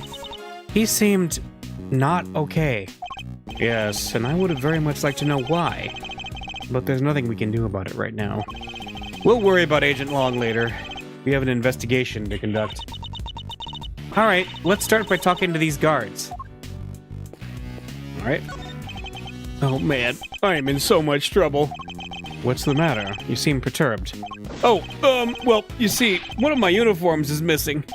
I could have sworn it was right here in my locker. Did it grow a pair of legs and run off somewhere? Where in the world did that idea spring from? Anyway, I hope you track it down soon. I'll be rooting for you. Thanks, I appreciate it. A missing guard's uniform. That's gonna be big. Alright. Let's see. It's the door to the observation room. Observation? You mean, are they always watching us? Or maybe they're just watching you and laughing at all the weird stuff you do. Weird stuff? I'm a perfectly normal person who does perfectly normal things, I'll have you know. Yes, you do. It's a security gate that can detect metal objects. Am I the only one who gets a little nervous when I have to go through one of these? It's the same whenever I see a cop. I know I've done nothing wrong, but I still get anxious. Maybe because you go around calling yourself a great thief. And what about over here? I was wondering, have you seen an enormous black dog wandering around here recently? That thing? No way. If I had, I'd... Well, let's just say I'd be a lot more nervous about standing guard here. So, do you and this dog have some kind of history or something? Now, Kay. You should know when to let sleeping dogs lie. By the sound of it, Cunnis's dog hasn't been spotted on this side of this heavy security doors. Hey. Are those my faithful assistants I see before me? I'm guessing that this is wider screen than normal because we can just see Fender right there. Fender, where exactly have you been? Where have I been? I've been looking for you two. Been searching high and low. wandering lonely through the prison halls. It was terrible, I tell you. But the prison's over there on the other side of the facility, boss. So, listen, I just got the lowdown on some seriously dynamite material. You want to hear it, right? Right? Seamless. I was chatting with a few of the guards, and they told me something très intéressant. Turns out the Bronxter had himself a little incident 2 days ago. Pre-mortem, if you catch my drift. An incident? Simeon told you he came to visit his pal, right?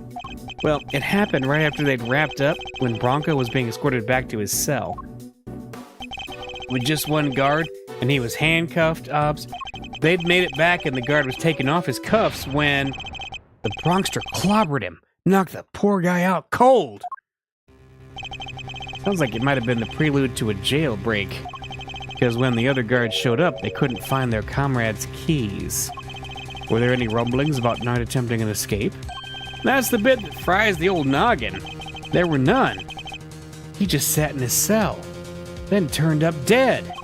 And what's more, he swore right to the end that he never stole the keys. They turned his cell inside out too, but no dice. The guard who was struck, what did he have to say? Nothing. Poor guy was still out when they took him to the hospital. Word is, he's still there. So there's nobody around to tell us what really happened. Alright. So we have a missing guard uniform and missing keys? What the? It's you losers! That's all we need. Oh.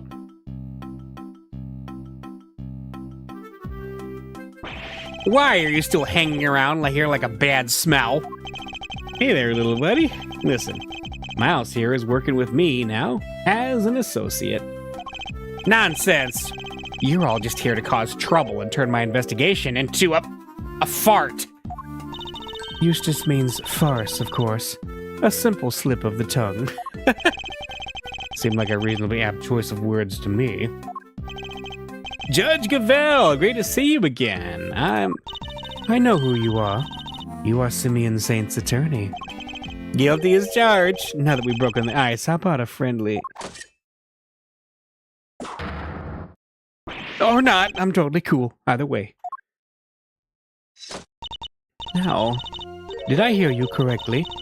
That Mr. Edgeworth has joined the defense team?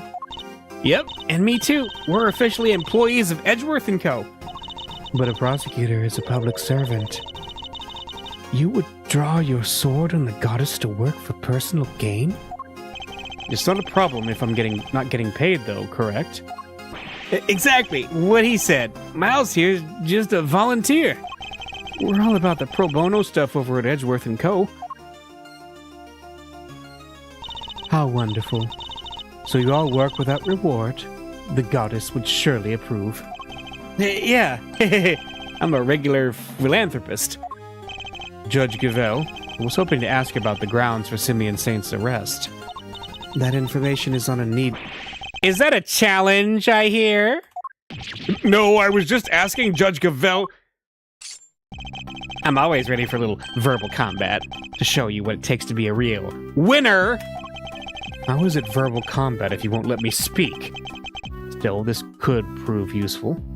Fine, we'll do as you suggest. Now, if you could begin by telling us why Mr. Saint was arrested. There will be no need for that. Eustace, we should... Not now, Gavelle. Watch and wonder. Gavelle probably has the best character music in the entire series, and we immediately transition to this clown music. Yep. As I put this pathetic prosecutor in his place, he's gonna run rings around me. I think you meant to say that you would be the one running rings around me. And I will, so badly that your ears will be ringing. Prepare to be humbled, Edgeworth. Reason for arrest. You want to know why I arrested that man? It's simple. Simple! I found evidence! Evidence of him all over that thing. How's that for some winningly incontrovertible conclusive proof? And who saw the truth first? Why, me, of course. Winner by name? winner by nature. Where do I even begin? Look at you, utterly lost for words in the face of such mastery. I'll take your silence as yet another win. Honestly, does he ever shut up? You said that you were the one who arrested Mr. Saint. But do you even have the authority to do so, Mr. Winner? Well, obviously it was the police who actually arrested him. But I told them to do it. So I think I can claim the credit, don't you? Of course, that's what he meant. This is clearly going to take a while. A shame, really. Given that I'm much more interested in what Judge Gavelle is silently thinking over there. Reason for arrest. Okay. Why I arrested that man. I like that the music is still his theme song. I'm just checking, but you do know who it was you arrested, correct? Eh? Is this some kind of joke? Of course I know who I arrested. It was... Simeon Saint! Good to know he remembers that much, at least. I had rock solid ground for arresting Simeon Saint. Okay. Rock solid, you say? I'm impressed. Hold on. I know what you're doing here. You're trying to butter me up. Well, it might work on the chumps you meet in court. But it won't work on me. The evidence we found is certainly rather damning for Mr. Saint. Perhaps you should tell Mr. Edgeworth about it, Eustace. Damning is right, and it was on the strength of that evidence that I decided to arrest him. Right, simple, I found evidence, okay. Evidence of him was all over that thing. Could you be a little more specific, Mr. Winner? Do I really have to spell it out for you, Edgeworth? I'd hoped even you could put 2 and 2 together. Stop messing around. The onus is on you to provide a comprehensible testimony. Come now, Eustace. I'm sure Mr. Edgeworth and his friends would be very interested to learn how you cracked the case. They certainly look keen to hear about it. Fine. If you insist, I'll fill in the gaps. Brace yourselves, because this is going to blow your tiny little minds. I bet you didn't even know, but the victim had, wait for it, a chess set with him. And that chess set was covered in the fingerprints of a certain Mr. Simeon Saint. Praise be to the goddess of justice for the insight she offers. And congratulations once again, Eustace.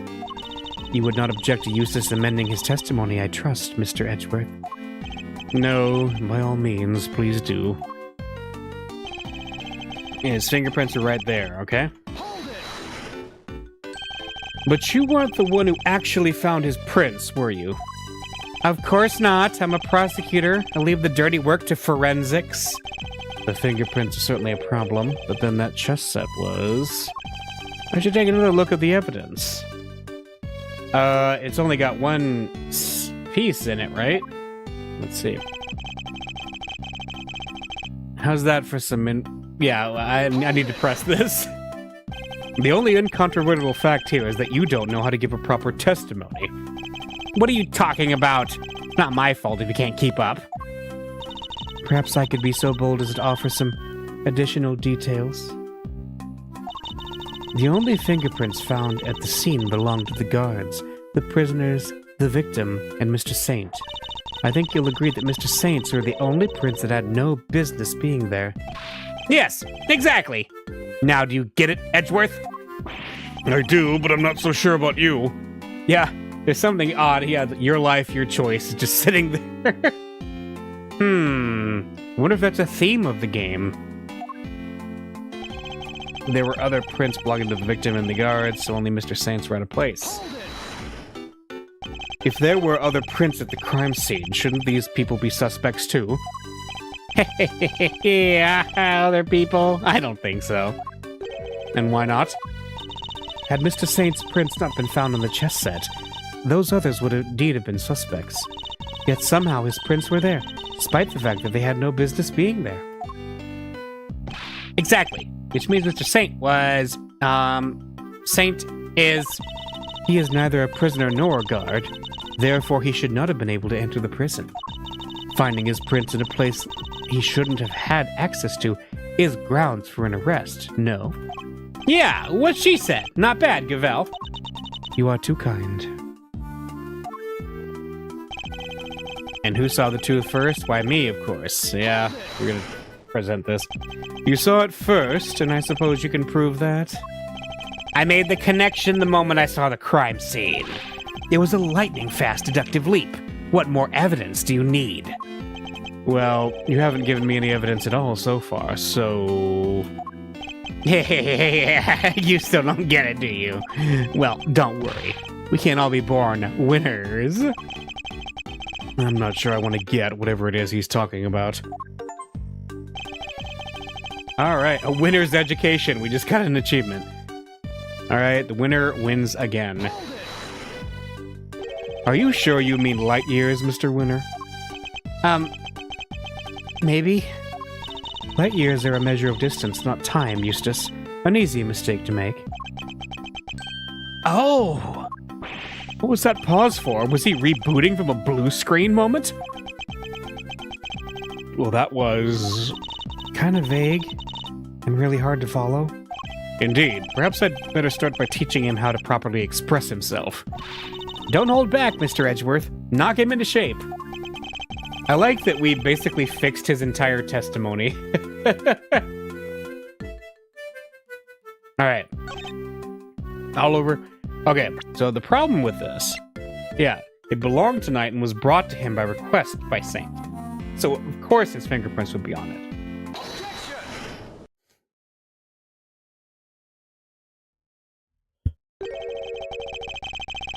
So the fingerprints on the chess set are the ace up your sleeve.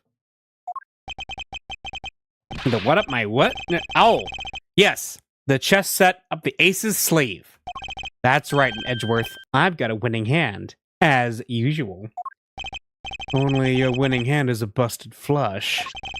But you see, it was Simeon Saint who brought that chess set to the victim in the first place. Therefore, it's only natural that his fingerprints are all over it. Yeah.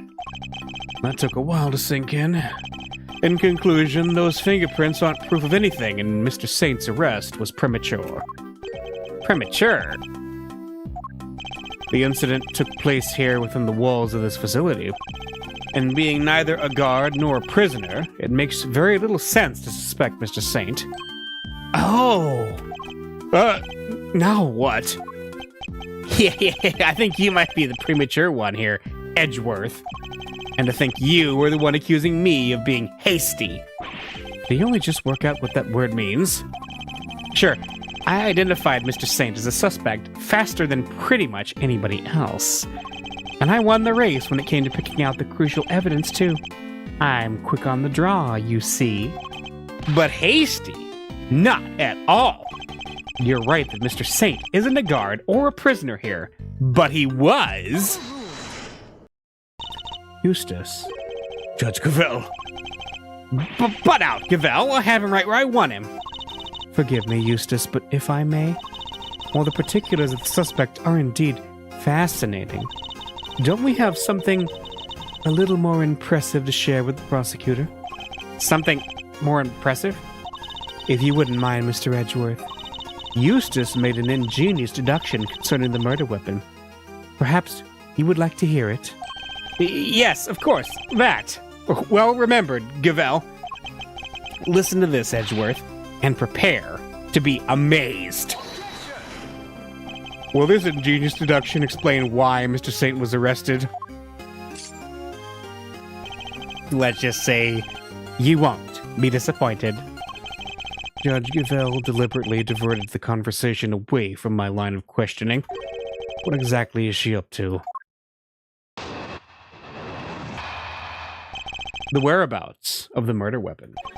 Fact 1. The murder weapon was some sort of metal blade. Fact 2.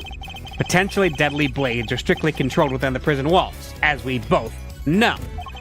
From these two facts, I concluded that the weapon in question must have come from outside. It must have been hidden inside the chess set. That's what I think, anyway. And since the only prints we found on the chess set belonged to the victim and the suspect, I'd say it's blindingly obvious who brought the weapon and used it. Wouldn't you? If nothing else, his testimony this time is a little more comprehensible than the last. Another winning deduction brought to you by one winner, Eustace, prosecutor extraordinaire. More like one winner, useless prosecutor extraordinaire, if you ask me. But how could anyone even hide a weapon inside that chess set? Good question. Why don't you take a look for yourselves? Inside the chessboard? I suppose it's only one way to find out. Let's open it up. We opened it up before, though. There's nothing in here but chess pieces. That laugh is really something. He seems pretty convinced the weapon was hidden in here somewhere. Better take a closer look. Is it this part? Oh, what? The stiff tiny lining at the top opens like a flap door. Whoa, there's plenty of room in there. Indeed. More than enough to hide something like a small knife. Ingenious, no? The killer snuck the weapon in by... Huh. Huh? What do you mean, ha? Let me finish, will you? I fear you've not been listening, Mr. Winner. Or perhaps you've simply forgotten. The detention center is outfitted with a security gate. Huh? I mean, yeah. And? The security gate also acts as a metal detector, Eustace. We must pass through another one on the way into the prison itself, remember? Aha! Yes! Yes, that's right! Of course I remember! He definitely didn't. It would have been impossible to smuggle a metal blade through such a gate and into the facility, which would seem to blow a rather large hole in your reasoning, Mr. Winner.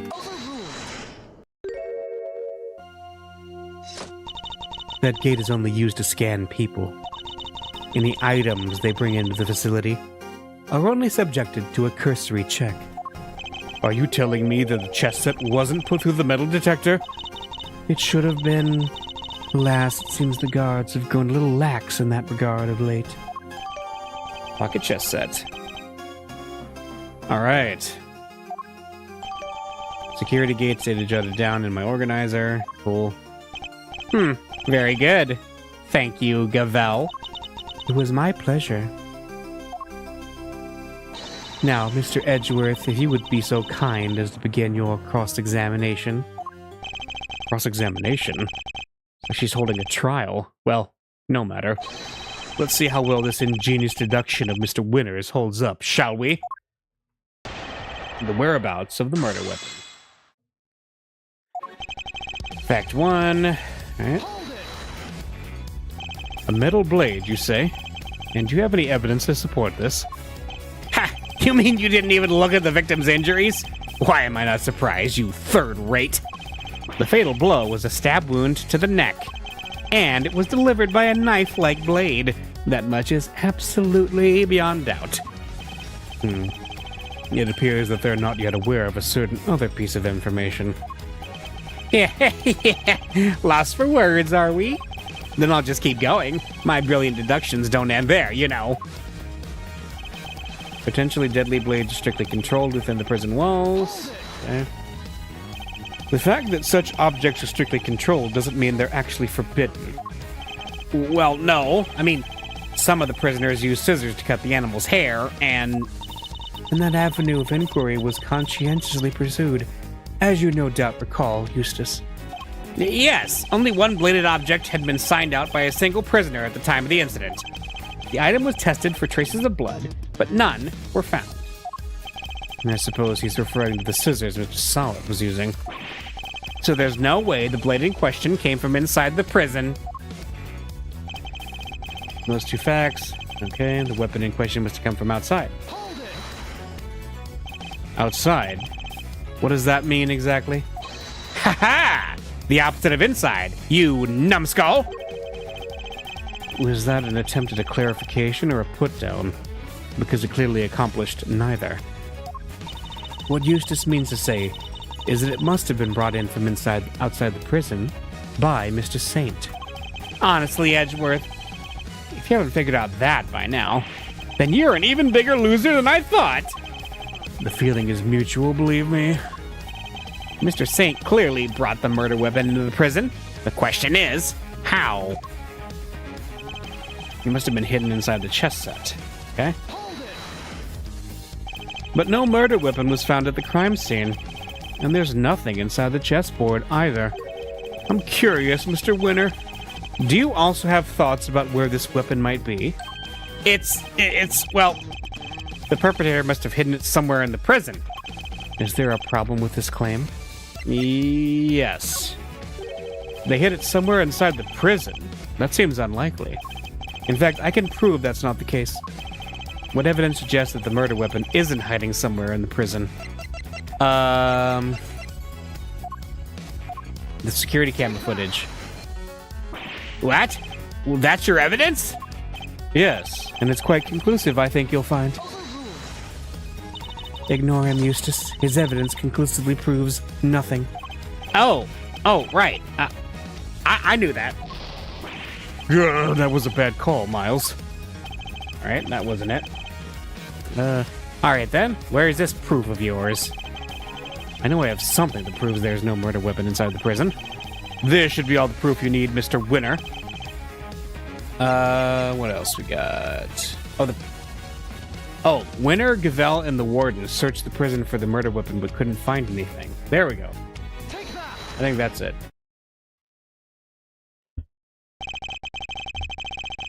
I'm starting to worry about your memory, Mr. Winner. Didn't you and the good judge search the prison with Warden Lagarde?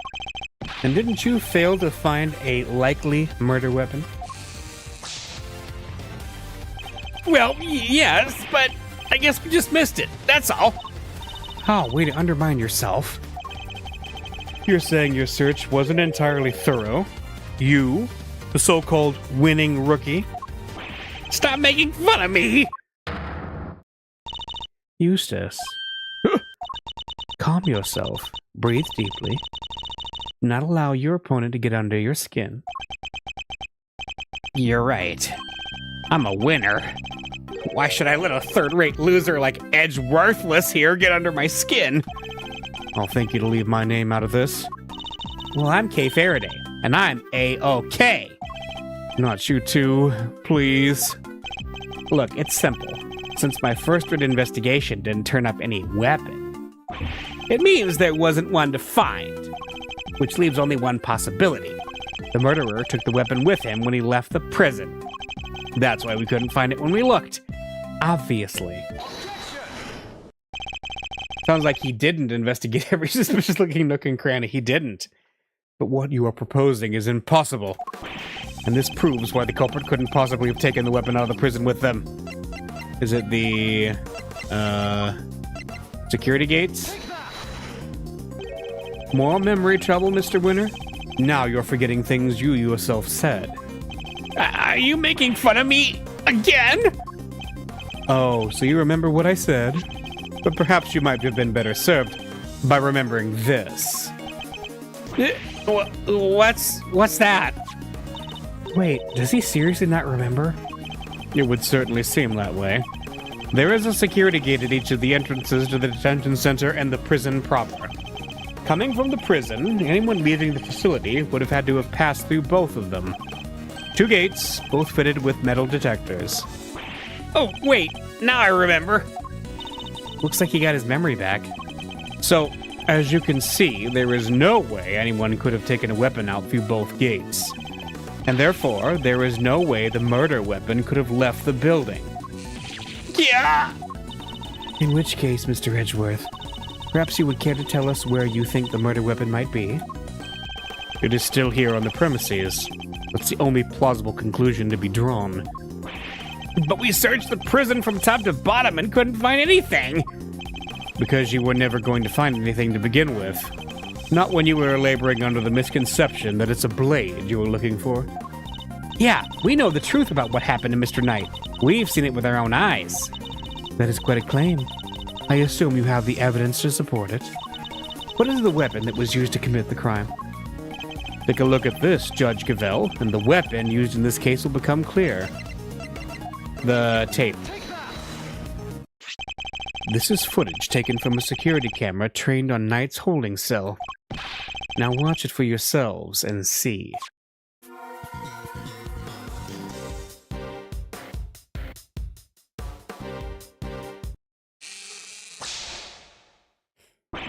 What? But how? This footage captures the moment the victim was attacked by a black dog. More than sufficient proof of how he really died, wouldn't you say? Yes, it is certainly significant.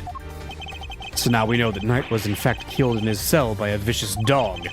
A dog that moved the victim's body to the prison workshop post-mortem. We know this thanks to an eyewitness who saw the dog in the workshop when the body was discovered. Of course, I think we can all agree that there is no way the dog could have planned such a crime itself. Indeed, I fear it may be his handiwork, after all. That's quite enough of that, Mr. Edgeworth. Judge Gavelle, you are correct that this footage is an important piece of evidence. But it also raises an important new question. A question that I suspect you have also been asking yourself. She's right. There is one major problem with my version of the events. The black dog, the one that belongs to one of the inmates. How did it move between the holding cells and the prison proper at will? Ow! How do we answer that one, Mr. Edgeworth? The truth is, I don't know yet. Heh, of course not. Can it, Wonder Boy? You didn't even notice that there was a problem. Wonder Boy. Until the defense provides an adequate explanation, the court cannot accept your line of logic. That is all. This court is adjourned. But, wait! There's still so much more to explore! Court is no longer in session, Mr. Edgeworth. If you would be so kind as to leave the courtroom. Court was never in session in the first place! Once again, this court is at...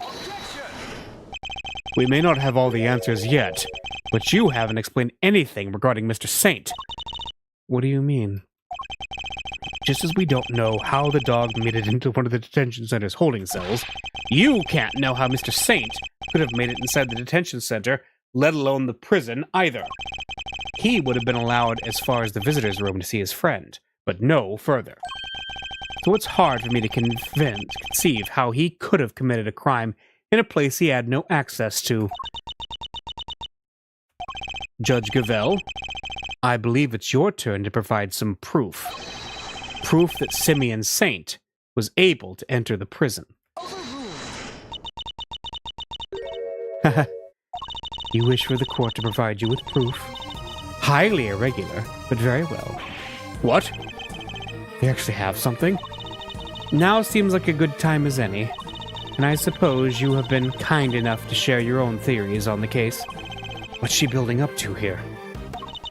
Mr. Edgeworth, I suspect you don't know what Mr. Saint does for a living, so allow me to fill you in.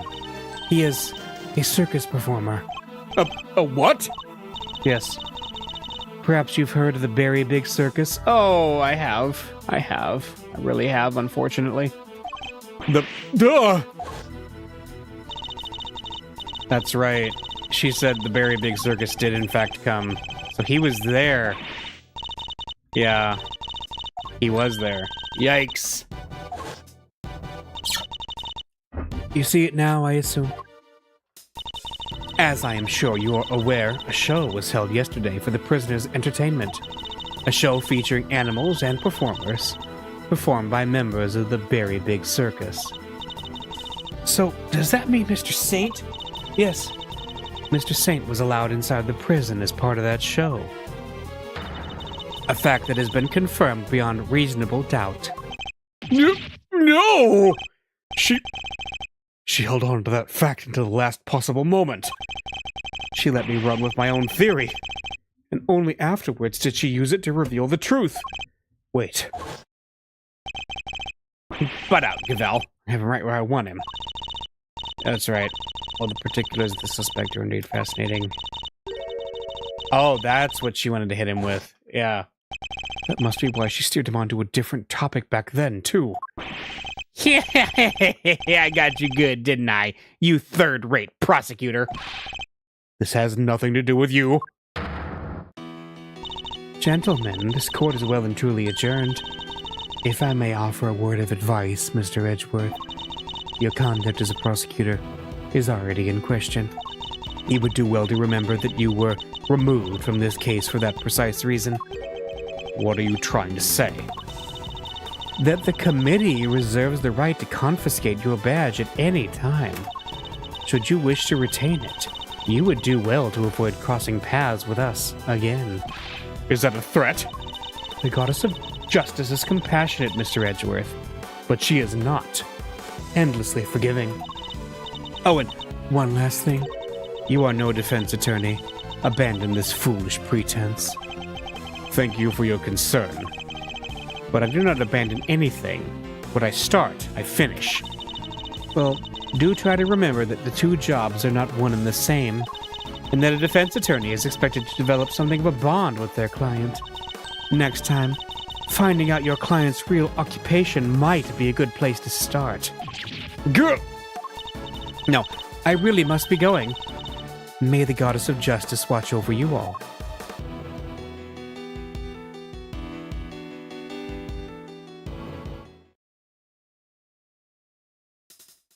So Simeon lied to us?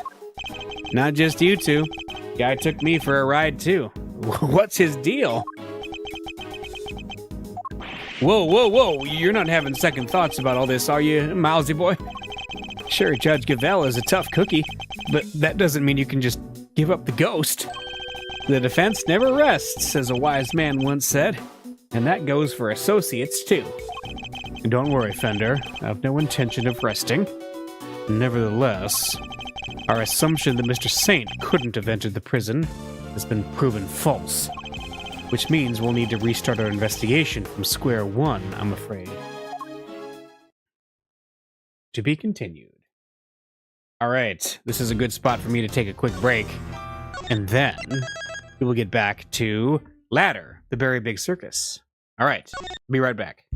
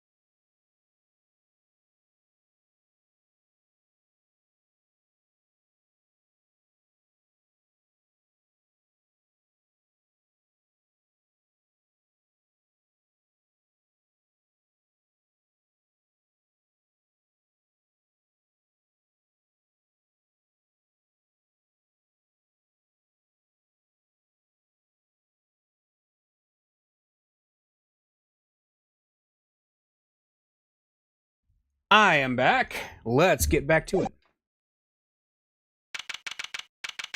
Yeah, we're gonna talk to Mr. Saint about what is going on here.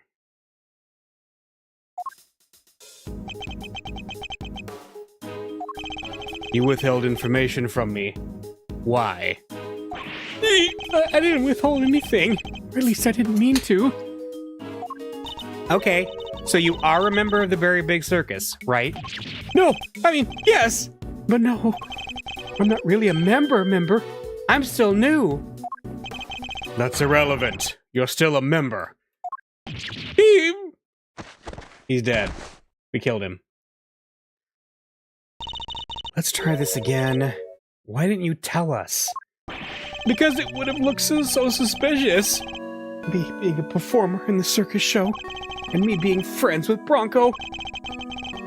I thought that if anyone found out, nobody would believe I was innocent. Not even you, Kay. I thought I'd made it clear that I believed in you. But when you stare at me like that, I get so terrified.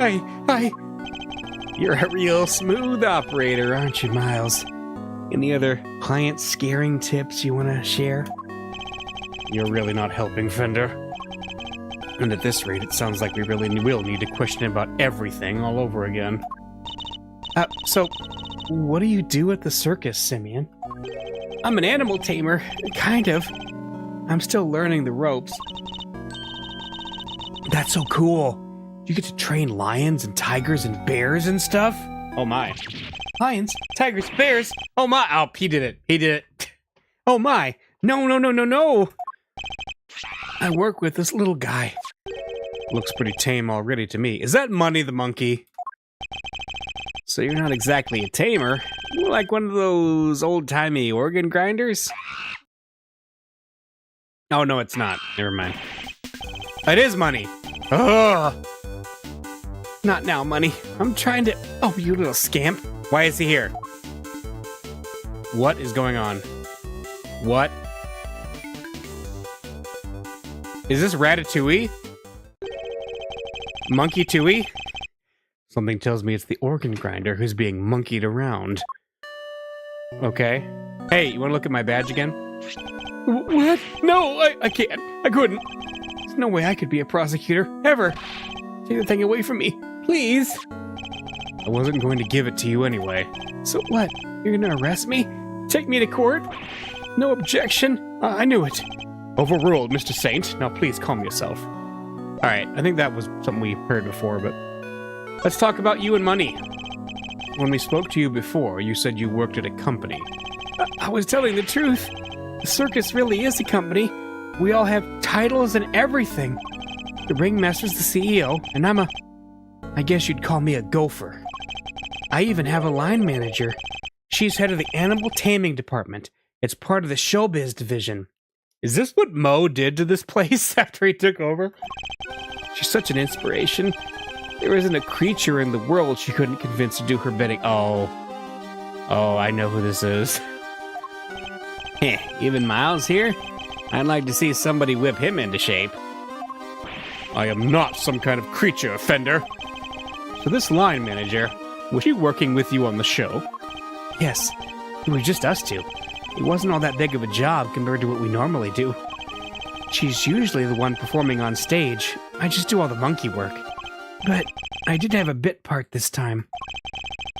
So only 2 members of the circus are relevant to this case. Roll in the show, okay? Alright, talk me through your movements here at the facility. Sure. I came to see Bronco at around noon 2 days ago. And that was when you brought him the chess set? Yes, and that same evening, I started working on setting up the stage in the yard. It was so hard, I had to haul everything in by myself over multiple trips. They let us use one of the rooms in the prison for storage. Workshop A, I think. Oh, Workshop A, where Knight's body was found. You mean your boss didn't help you? Oh no, I could never ask her to schlep all that stuff around. Like I said, the monkey work's my job.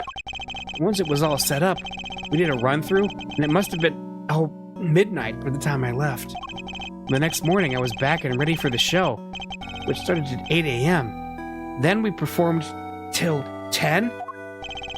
So Mr. Saint was the only one on the pair to have entered the room where the body was found.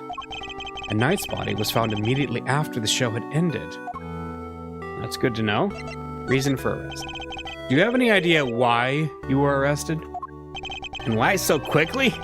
I've never seen a guy get booked so fast. Surely even Lil Winner couldn't just pull somebody in on a hunch. Never underestimate the power of an underdeveloped intellect. I think I might know why.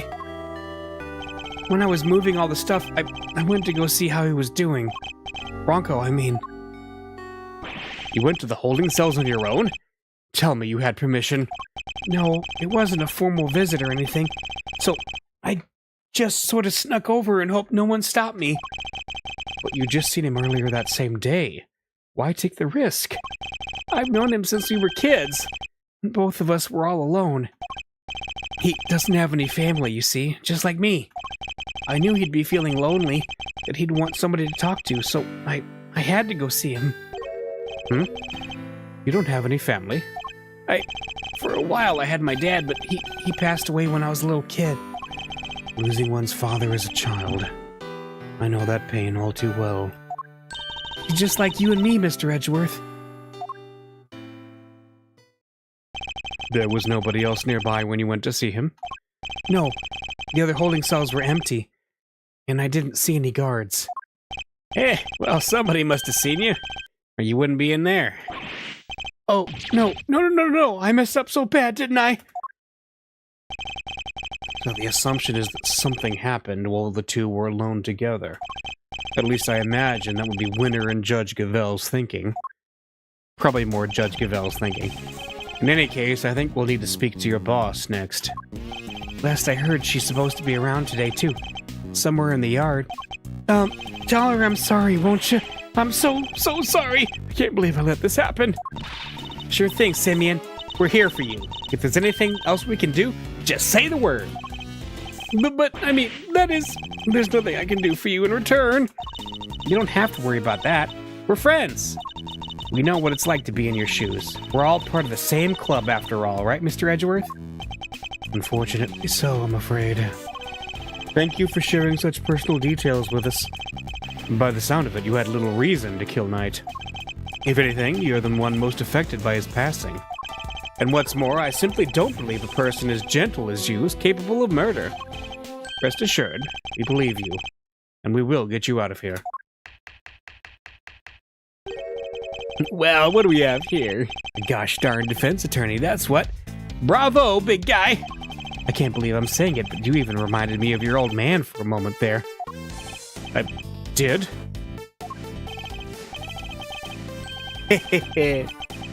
From the Book of Gregory, an attorney is a friend to the friendless. Simeon, me bucko, this guy will suffer any hardship for your friendship. Things are gonna be shiply amazing. I didn't realize Talk Like a Pirate Day had come earlier this year, Fender. Wow. But that's just the thing. You never know when a pirate will strike next. Anyway, kid, you want some candy? No thanks. I don't like sweet stuff. Oh, huh. Bummer. I wouldn't mind a nice ship myself. A great thief's galleon for the dread Pirate K. Yahar, me hearties. We'll sail the 7 seas together and claim the greatest treasure of all. The truth. No, it's the One Piece. Shiver me timbers, you two will be the death of me. Come on, let's set sail for the prison yard. But no sea shanties on the way, please. Clearly they need to go to Shipshape Aquarium at some point. Look, the shutter's open. That's the way out to the yard, I believe. Let's go take a look. Come on, what are you waiting for? Someone's excited.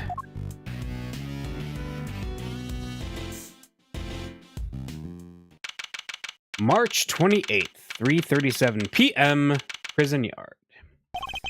So this is the famous yard. The circus performances was taking place here just before the body was discovered. Check it out. It's like the backdrop to some epic festival.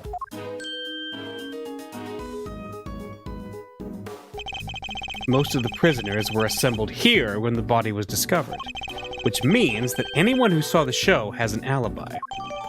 Building layout. Got it. Alright, time to take a look around. Eek! Okay. Stop hitting me! Help, Mr. Edgeworth! Cease and desist! You beast! Somebody ouch! Help me! Stay, Azia. Stay! Who's that? And here she is. Aw, you found a new friend to play with. Good for you, girl. Play with? You're elephant nearly ate me. No way. She'd never do a thing like that. Azia doesn't even bite, at least not very often. So she does have a taste for human flesh. How did you like meeting a real live elephant up close? Aren't you glad you did?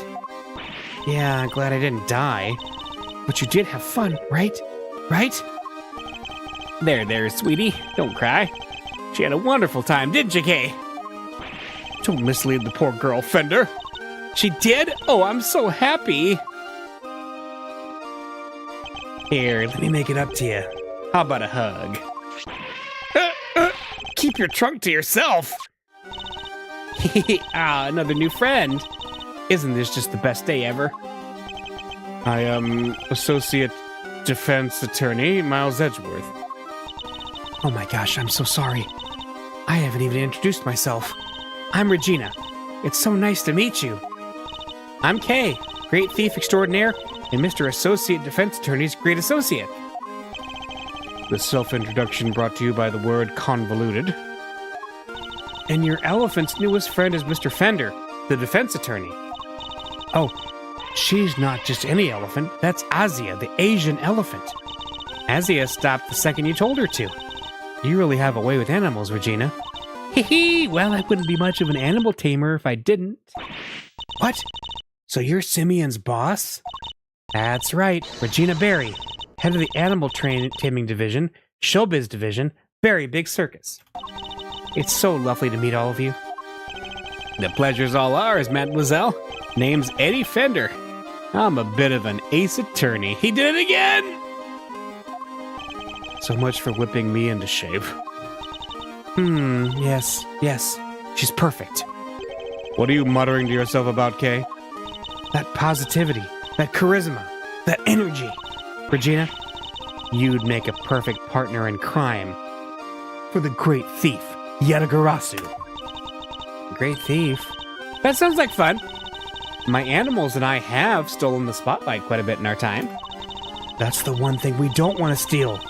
Gotta keep it on the down low, all stealthy, ninja-like. But where's the fun without a show? The down low sounds like it might get me down. Bummer. I think we've got a fundamental difference of opinion going on here. It would indeed appear that negotiations have broken down. Maybe next time, Kay. Well, Mr. Edgeworth, let's get cracking. Too bad we can't see much of what's beyond that metal fence, though. Indeed, and we're in sore need of information in addition to evidence. Therefore, we should make an effort to talk with any persons of interest as well. Alright. Well, we can talk to her in a minute. Oh, hey, you! What are you doing over here? Let's look at the well, I guess. A simple, sturdily built well. I wonder if it was the work of the prisoners. Somebody's left a bunch of tools laying around. There's a long piece of rope and a pretty heavy-looking weight. Let's see. It weighs 30 pounds. Oh, and there are some pulleys, too. Okay, can you stop touching everything in sight? Oh, come on. It's not like I was going to take anything. What exactly were they being used for, I wonder? Good question. Let's look at the chairs. These chairs must have been for the audience. Wow. I pity whoever had to put them all away. Really? Why? Heh, you've clearly never had to fold up a bunch of boring chairs before, huh? Not personally. I've told other people to do it, though. Come on, Mr. Edgeworth. You gotta roll up your sleeves and help out once in a while. Yeah, I'll consider it. Can we get on the stage? No. This must be the stage for the show. Do you think people would be interested in a great thieving show? I'm sure the police would be very eager to attend. Alright, we'll talk to Saw It here. Yeah. Ah, Mr. Attorney, sir. And how are you today, if you don't mind me asking? Today? We just talked to you earlier, Mr. Saw It. Oh, heavens, I do apologize. Ever since I came to call this place home, I've been working on my interpersonal skills, you see? In order to be as annoying as possible. I'm currently helping out with the circus show's stage teardown and cleanup. But if you have need of me, I'll do my utmost to help. Helping out. I'm just chipping in and doing what I can, model prisoner that I am. Yes, my stay in this prison has seen me reborn. The Frank Sot you see before you is a changed man. A changed man? Who now targets the recently deceased? No, you must misunderstand. That was just a moment of madness.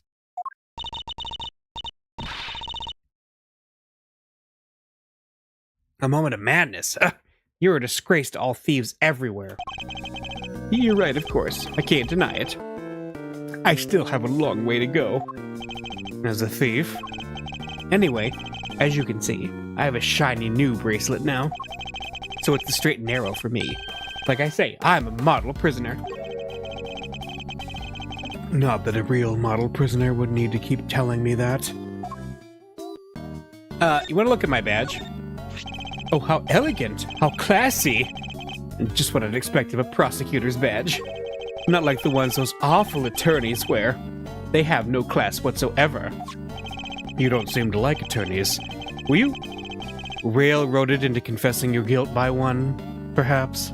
Yes, I was. And let me tell you, if I ever lay eyes on that son of a him, where was I? Whoever this attorney is, they certainly seem to have made an enemy of our friend Mr. Sot. Huh, wonder who that could have been. Anyway, vocational training. I'm doing everything I can to prepare for my eventual return to society. Yeah, you even skipped the show to focus on your training, didn't you? That's right, only 2 inmates were absent, Sot and Canis. Why didn't you tell us about Mr. Canis sooner? Look, I don't think there's an inmate in this prison who'd talk about him if they didn't have to. Well, you could say he's the real one in charge around here. You didn't hear it from me, but, well, I guess it comes with being the fixer. The fixer? Yes, anything you need, he can get it for you. But how does he get away with it, with the dog? I'm not sure, but he's the only one who does. I heard he has a secret way of getting things into the facility. I imagine being the fixer affords Canis certain privileges. Not that I concern myself with such things anymore, of course. I'm far more interested in perfecting my mud pack application technique. And what are these mud packs exactly? They're a special type of mud treatment, rich with minerals. It works wonders on their coats. I've been practicing on the animals here in the prison. I hope to treat them all eventually. Speaking of mud, that reminds me of a certain piece of evidence. Maybe I should try presenting it to him. His, glove? Let's see. That's the rubber glove I dropped. Would you care to explain why it's so dirty? Oh, of course. That's mud from one of the pet treatments I've been practicing. I was giving one of the animals a mud pack right when the incident happened. I see. Around what time would this have been? Let's see. The show had already started, so around 9 a.m. perhaps. Thing is, the more mud I applied, the more in the zone I got. And the darker the animal's fur became. There's no trance quite like the trance one enters when one slathers an animal with thick, black mud. I think the stress of prison might be getting to him. Seriously. Okay. Of course, it's all thanks to the warden that we have access to such wonderful distractions. I'm eternally grateful. Truly I am. Okay.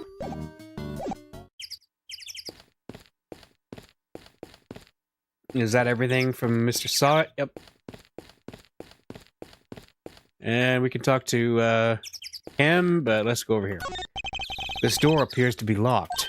Want me to open it? Can't guarantee anything, but I'll certainly give it a try. No. If we deem it necessary, we'll simply ask for the key. Spoil sport. That could have been my chance to shine. You're free to shine somewhere else, but you'll not make an audience out of me. No lockpicking. What's this? A wicker basket. Rather, a cart, given the wheels. Smells like animals. I suppose they must have been using it to move things around. Hey, wouldn't it be fun to hop in and race it down a hill? Oh, you know what else would be fun? Racing down a hill on office chairs. Where did any of that come from? Yep. Oh, the pond. Hey, who are you shouting at? Ponds like these usually have goldfish in them, right? I wanted to see if they'd come say hello. I only see water striders. Hey, water striders are cool. They can walk on water like ninjas.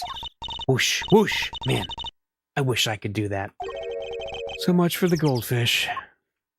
And the elephant. An Asian elephant named Asia, in one of the very big circus's many animals. She certainly seems very fond of petting humans, based on what we've seen. Well, most humans. You can't just glare at her like that, Mr. Edgeworth. She'll think you're trying to show her who's boss. Are you telling me she thinks I'm one of her kind? No, just that she respects you, I guess. How comforting. Now let's talk to Mr. Fender. What's up? Circus show. Who doesn't love a good circus performance, eh? A foray into the realm of fantasy. If the performance is a good one, it can certainly be entertaining, yes. Man, I'm getting pumped just thinking about it. A chance to escape reality, however brief, can often be a powerful tonic. You got that right. Doesn't it just make you want to hug something? Like the circus? Holding a show here, right in the shadow of the fence that keeps these guys in. Guess the magic of the big top is enough to make them forget that they're in the same boat as the animals. The fence. I suppose I should examine it too. It is a part of this facility, after all. Oh, we missed the show. But we still got the stage and all this other stuff to check out. He's right. I should also look over the show set and equipment. Just in case something useful turns up. Chat over, huh? You don't exactly give a guy a lot to work with, Miles. Yeah, really. Regina Berry. Kid's really something, huh? Wish I still had a 10th for her starry-eyed outlook. I suppose that's because her head seems to be up in the clouds. Right? She's so above it all that no one dares to go against her. But bet she doesn't even need to crack the whip with the animals. The eyes go from starry to steely, and suddenly it's sit, stay. I can think of somebody who very much enjoys cracking the whip. You can, huh? Sounds like a real piece of work. Come on, Mouserino. Spill the beans. Trust me, Fender, one crack of her whip and you'll be running for the courthouse doors. So she has not technically appeared in this game yet. Let's see, what else? Danger, high voltage. I never saw one of those in real life. Hey, that must be the fabulous garden outside the warden's office over there. Ah, yes, Warden Lagarde mentioned being able to see it from her window on the detention center side. Wish this dumb barbed metal fence wasn't in the way, though. I thought it was all one big yard. Given how protective the warden seemed of her little bit of earth, I can imagine it's to keep riffraff like us out. Alright, so that's it. So we just gotta talk to Regina next, I guess. Let's do it. You wanna look at the prosecutor's badge? For me? Oh, thank you very much. I didn't say you could have it. So it's not for me? No. My apologies. It was my fault for needlessly waving it in your face. It's okay. I forgive you. This time. Wait, why am I apologizing? Oh no, it's starting. Oh, let's talk. Regina Berry. If you're the head of the animal taming department, you must be Mr. Saint's boss. That's right. My dad founded the Berry Big Circus. But he passed away. He was murdered. I'm sorry to hear that. But we have a new ringmaster now, and he's made the circus bigger and better than ever. He's such a nice man, and he was a good friend of my dad's, too. Wow, that's great. Lucky you! I know, right? It was his idea to set up departments like animal taming, magic, and ventriloquy. Only animal taming and ventriloquy have more than one person right now. But the Berry Big Circus is getting bigger and better at day by day. Sounds like you guys are really going places. They're getting on well. I'll leave them to it. The circus show. So there's only one person in the magic and it's just Max, I guess. Can you tell me about the show? Oh, it's a wonderful thing. It even has a story. And not just any story. It's a love story. Isn't that dreamy? Hey, sounds like a regular riot. Who's the star of the show? Let me guess. You? No, silly. That would be Azia. And she falls in love with none other than Regent the Tiger. It's a heartrending saga of forbidden interspecies romance. Whoa, Nelly. I've heard of odd couples, but that takes the biscuit. And that's not all. There's a love triangle, too. It's so romantic. That sounds pretty incredible, huh, Mr. Edgeworth? So the elephant is the heroine? I suppose there's a first time for everything. And, who's the third wheel? Oh, that would be the big old meanie who tries to tear our star-crossed lovers apart. Oh, what animal do you think it is, Mr. Edgeworth? Given that it's a circus, perhaps a lion? I think a raven would be cool, like the Yatagarasu. Hey, nope, it's a sneaky monkey. That's certainly lowered the stakes. Oh, you mean money, right? Nope, again, the role of the monkey is played by Simeon. Money is far too small to play against Azia and Regent, silly. Anyway, the evil villain tries to tear Azia and Regent apart. What will become of the fated twosome? It's so exciting, isn't it? Wow, it sure is. So Mr. Saint was more than just the helper he claims to be. Poor Simeon. It'd be terrible if he couldn't perform with us anymore. Show preparations. Can you tell me about how you set things up for the performance? Oh, that's not really my area. Simeon took care of all the lifting and carrying. He's such a sweetie. He offered to do everything by telling me to concentrate on the show. I didn't see him doing something near that well, though. A well? I recall seeing one behind the stage. I should examine it in more detail. You should have seen him moving those huge cages around all by himself. He's a total hero. Yeah. Sounds like something he would do. Weeping all the while. He was going back and forth between the yard here and some sort of workshop with all the equipment. The prison gave us special permission to use it for storage. But he was the only one who went down there, so I don't know much more than that. The workshop must be the one where Knight's body was found. I guess this confirms that Mr. Saint was the only performer to have gone into Workshop A. Well, this sucks. All we're getting is information that works against us. You have to help Simeon, Mr. Attorney. We're all counting on you. Just leave it to us. He may not look it, but Mr. Edgeworth knows how to get things done. And what exactly is he may not look it supposed to mean? There you are. Oh, it's the warden. Regina, cupcake. Oh, Warden Lagarde. I've been simply dying to sit you down for a chat, you exquisite little thing.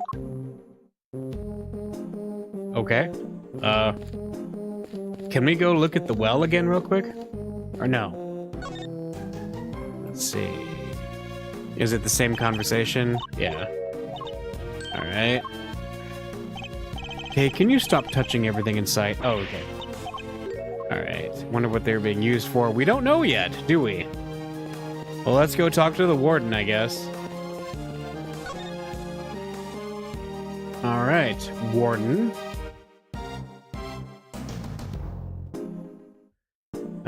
Let's present our prosecutor's badge. So, it's you I have to thank for all the new additions to the family. How wonderful! I beg your pardon, but family? Yes, darling, the family here at this happy home of ours. It's so lively thanks to people like you. I look forward to welcoming more. Let them come in their hundreds. No, their thousands. I simply love the buzz of activity, the joy of a growing, happy family. With an animal companion for every member. But of course! Dream big or go home, I guess. Even if that dream is for the world's biggest zoo. Prison. Do you mind if I ask you a little about the prison? Oh, not at all. This place is my pride and joy. My home. Sure, it was a prison when I first arrived, and it was awful. An utter disgrace. Awful? I suppose you mean the prisoners were unruly? I most certainly do not. They're angels, every one of them, and they always have been. No, it was the ambience that was awful. I fretted, I brooded, and then it hit me. The animals. If anyone could brighten up the place, it was them. It is nice having them around. Isn't it just? And now look at my fabulous little family. Why, my darling Frankie is the very picture of rehabilitation. Except when he's rifling through dead men's pockets. Yeah, Mr. Sod. We have so many success stories among the family, but darling Frankie really is a marvel. He's thrown himself into his vocational training and is always the first to volunteer for everything. What, and your other model prisoners don't do that? Hmm? Of course they do, my dear, of course. They're all such triers, such doers. It's just that Frankie, let's just say he knows what's good for him. Hmm? What exactly does she mean by that? Anyway, he's a very good boy. So do try to be nice to him, won't you? The Very Big Circus. Loud soaring music, great leaping animals, the Very Big Circus truly has it all. And everybody who comes here gets to see it once a month. Really? In that case, let me see. She'd better not be thinking of something to confess to. This monthly show. Is it always performed by the Very Big Circus? But of course, sweetie! I'm Regina's biggest fan! That girl's my little princess, my superstar. She's so wonderfully talented. Yes, she is. Yes, she is. And she's so adorable, so sweet. I could just gobble her right up. You're not lying when you say you're her biggest fan, huh? Which is why I'm worried about her. So worried. It's all because of poor Simeon, you see. If he's found guilty, why, darling Regina will be devastated. So you simply must make sure that doesn't happen, Mr. Lawyer. Please, I'm begging you. If there's anything I can do to help you clear up this awful misunderstanding, you must let me know. Regina, darling, you put on the most splendid show for us yet again. The stage, the stars, and you in particular, my princess. It was simply divine. That's so nice of you. I hope everybody else who watched enjoyed it too. About that, dear, I'm afraid I have something awful to confess. There were some absences, you see. She must be in Canis and saw it. We were 3 members short. Unbelievable, I know. How will you ever forgive me? I'm sorry, but you're saying 3 inmates didn't attend the show? That's right, sweetie. I counted the seats myself. 1, 2, 3 no-shows. And I always make sure there are enough seats for everybody. But Mr. Edgeworth, that's not right, is it? Indeed. As far as we are aware, Mr. Canis and Mr. Sawat were the only ones not present. This doesn't add up. Who is the 3rd missing prisoner, and what were they doing? It seems we need to investigate further. Oh, I was enjoying my chat with dear Regina so much I almost forgot. I must feed the little one. Little one?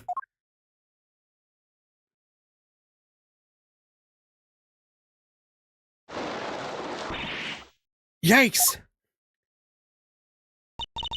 Alligator! You're looking as adorable as ever, Allie, my sweet.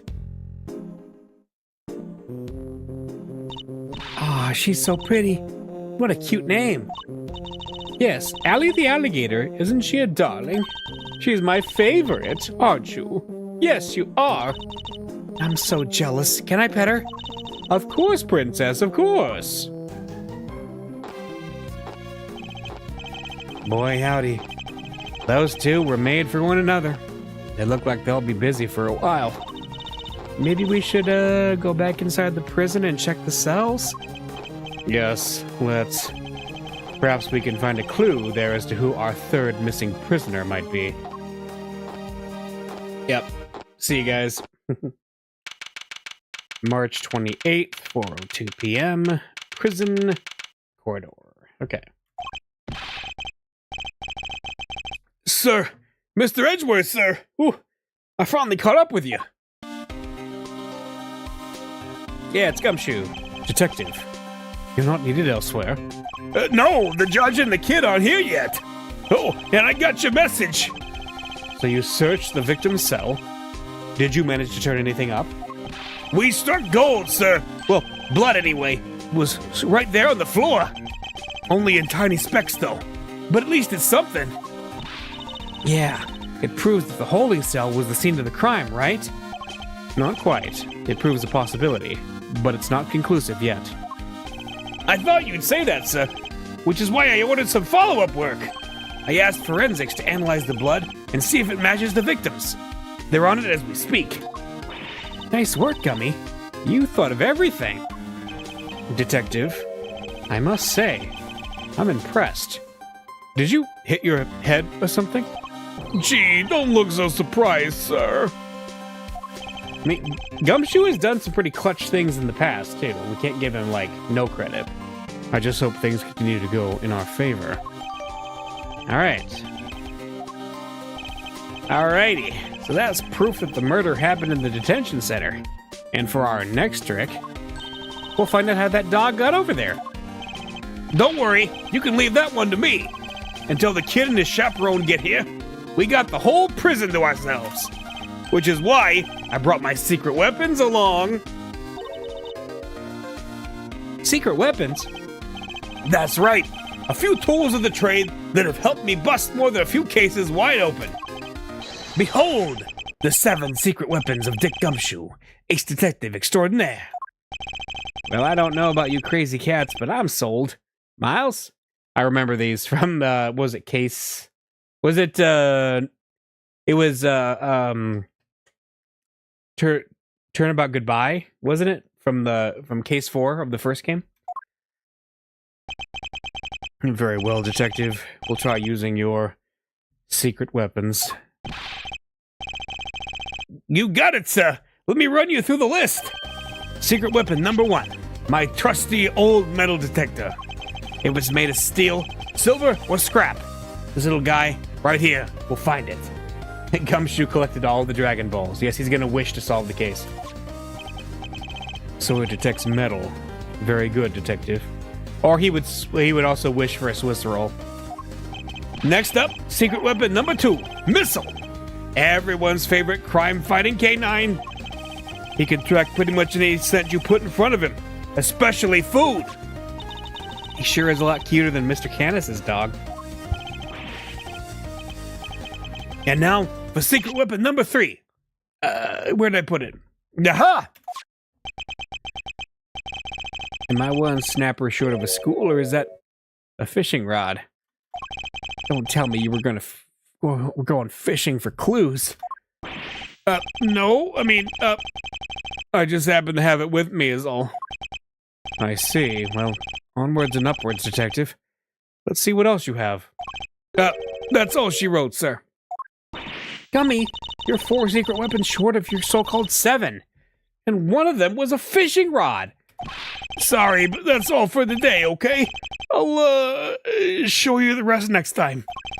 And why do you think I call them secrets? A guy can't just go sharing everything at once. That's crazy!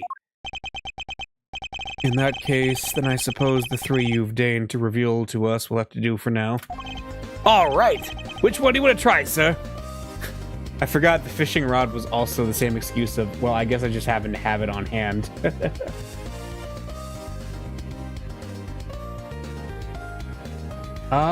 Well, I remember the only one that was useful in the previous time that this happened was the metal detector. The fishing rod sounds funny, but since we're dealing with a dog, what if we had a dog, right? Let's see. Let's get Missile on our team. You got it, sir! Hey, Missile, here, boy! Here he is. Oh, he really came. So what are we tracking? We're trying to find out how Mr. Canis's dog got to the holding cells in the first place. I suspect the same route was used to bring the Knight's body back to the prison. So we give the pooch a sniff of the body, and he'll find that route for us. Oh, they took the body away already. Does anyone else smell something sweet? All I smell is the odor of blood. It's faint, sir, but it's there. Almost like cake, maybe? Why would the body smell of cake? Okay, Missile, get a noseful. Here we go. Follow that dog. That's the way to... He's headed for maximum security. Uh-oh, he's going in. And we'll just have to follow after him. March 28th, 4:24 p.m. Prison, maximum security. This is Connus' cell, though the man himself is absent, it seems. Is he meeting with someone in the visitor's room? Do you think Missile's onto something? Shh! Looks like maybe he is. Alright. Is there something here? Let's get snooping, Mr. Edgeworth. Let me guess, this thing with a bell on it? Look, Mr. Edgeworth, that chisel on the floor is a bit smaller than the others. I'm no woodworker, but perhaps it's an all-purpose one that can be used in a pinch regardless of the job. An all-purpose pocket chisel. Makes sense. Always nice when your tools are useful and easy to carry. Is that your opinion as a thief? Nope, it's my opinion as a great thief. I walked into that one. What about this? These look like cookies? Tea and rice crackers. Mr. Canis clearly doesn't lack for comforts. I can think of worse ways to spend my time in jail than drinking tea and playing chess. I thought this was maximum security, not maximum comfort. How come nobody else gets the special treatment? Complaining to me isn't going to help. Perhaps you could take it up with the man himself. Yikes! No thanks. What else we got? The chess set. Mr. Connus' chess set, complete with his special dog piece. That's not a chess set, that's a whole chess table with legs. Looks like it might be worth something, too. It's not inconceivable. Some of them are. And this is quite a nice one. Is that... Okay, I'm stretching, but is it like a subtle reference to the fact that in Resident Evil 4 you get a you can get a chess set and sell it for a lot of money in the game? I never would have pegged Mr. Canis as a chess fan, though. My mind goes to Resident Evil 4 a lot, though, so, you know. What with the whole Eastern aesthetic he's got going on? I thought he'd be more into Go. Go, huh? Can you play? I can play Go Fish. No thanks, bro. Not the same thing, Kay. Not even close.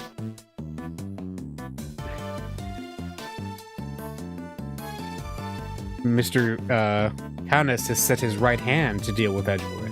Your right hand comes off? What's this? Mr. Canis' chisels. Everyone a potential murder weapon. Heh, that reminds me of something. The furrows in your brow. When you frown, it looks like someone took a chisel to your forehead. I have no idea what you mean. See? They're so deep. Don't tell me you don't see it, Mr. Wood-carving face. Have you quite finished? What's the matter, boy? Wait, is this cake what you were after? Oh. Whoa, down, boy. Stop that. No, you can't have it. Dogs can't eat chocolate, you know that. If you won't behave, I'll just have to eat it myself. Not bad. Not bad. That's some real outside the chocolate box thinking there. Not sure everybody agrees, though. Gummy, I wanted some. Daring of you both to assume the food in a prison is safe to eat. Well, daring or dumb. So anyway, it looks like it really was cake Missile was tracking. Talk about a waste of time. I suppose we got our just desserts. But the little guy's definitely capable, right? Sure he is. This was just a blip. He'll follow the right scent this time, I promise. Seek boy.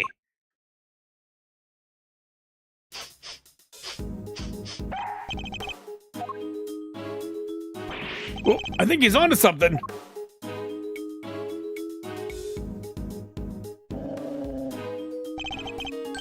Whatever it is, it's in there. Mr. Carcerato's cell. We need to take a look inside. Detective, call the guard. Yes, sir.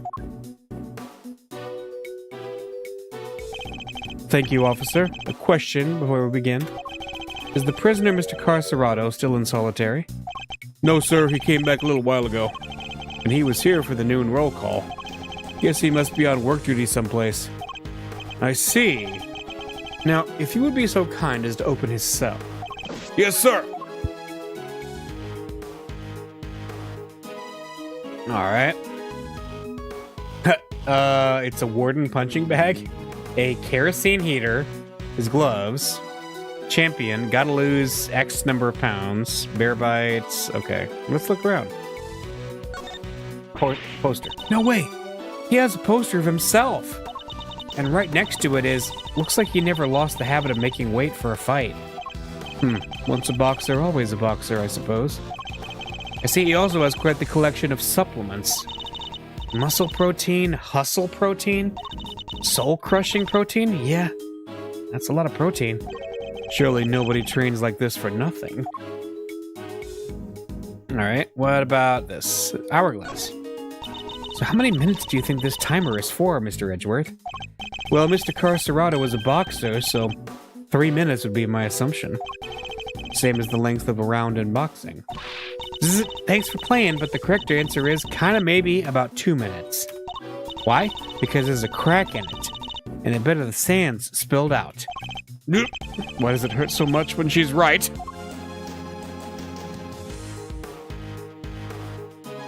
Edgeworth has been defeated in his own game. What else we got? It says Teddy in extremely poor handwriting. This tire belongs to the bear. I wouldn't have thought it, but Mr. Carcerato and his ursine partner seem really close. Wow, this takes me back. Hey, Mr. Edgeworth, did you ever swing like this as a kid? Not that I can recall. No.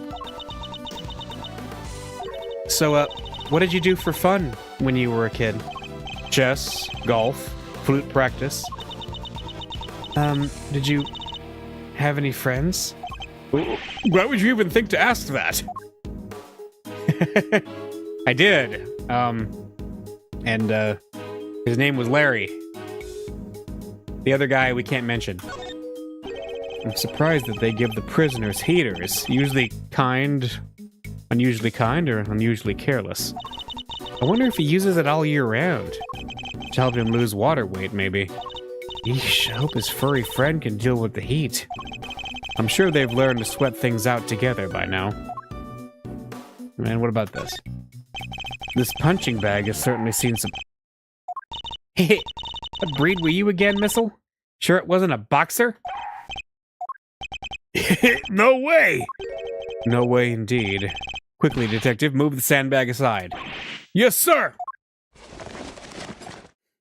A hole! Could this be? Whoa there! Wait, Missile!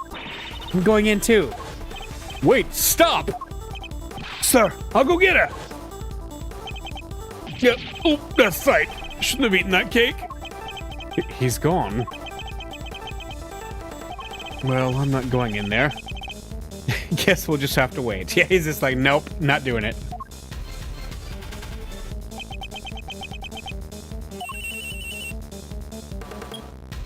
Hello? Okay.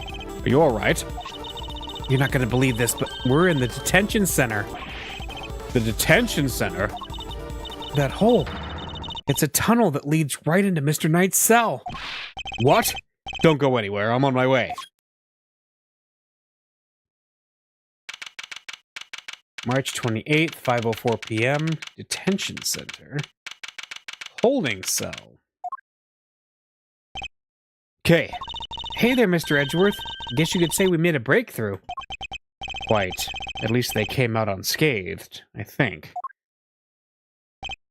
Sir, the floorboards under the bed were torn up. So that's how they did it. There's no doubt about it. This must be the route we've been looking for. I'm with Edgeworth on that one. Yeah, I would not be going down there. The corridor connecting the detention center and the prison is locked down by heavy security doors. But with the help of this tunnel, it can be circumvented. It was a sweet scent that started the whole search. Could it be that the scent was in fact coming from Knight's body after all?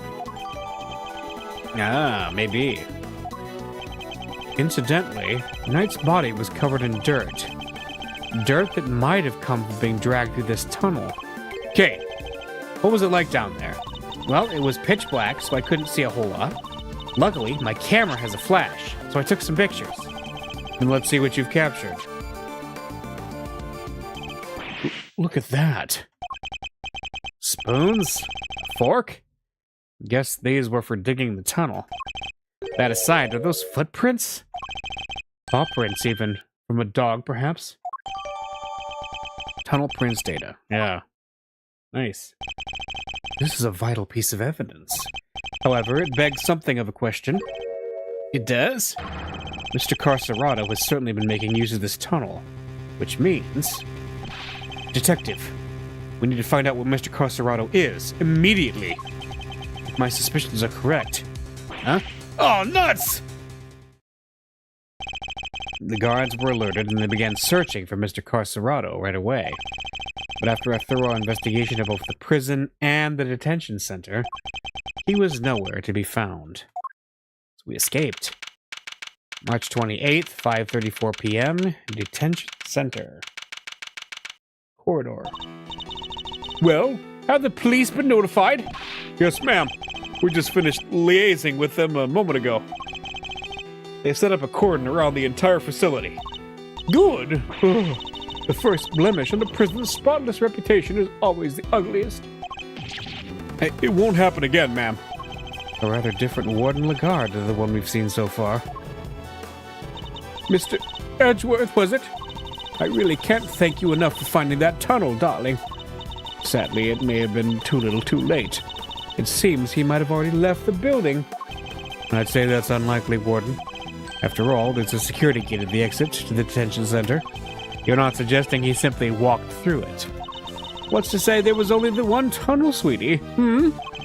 I suppose that's true. Well, whatever the case, there's no time to be standing around chit-chatting. Mr. Edgeworth, would you mind continuing with your investigation? It would be my pleasure. And you three can go back to your posts. Yes, ma'am. Detective, the results of the blood test just came back from the lab. Thanks, pal. Let's see what they have to tell us about the blood found in Knight's cell. What does it say, Mr. Edgeworth? They've identified the blood, and it's Knight's. All right. Hey, nice job, everybody. Teamwork makes the dream work, huh? We've got Knight's blood in his holding cell, a tunnel a dog clearly went through, and security footage showing Knight being attacked by the dog in his cell. Case closed. We have all the evidence we need. Let's see what Mr. Connus has to say for himself. Connus? Darlings, are you sure? Do be careful around him, won't you? He's as well connected on the outside as he is in here. I suppose he would have to be. How else would the so-called fixer stay in business? The police have been trying to track down his accomplices for the longest time. Even I've had to lend them a hand myself, you know. So that's what that was all about.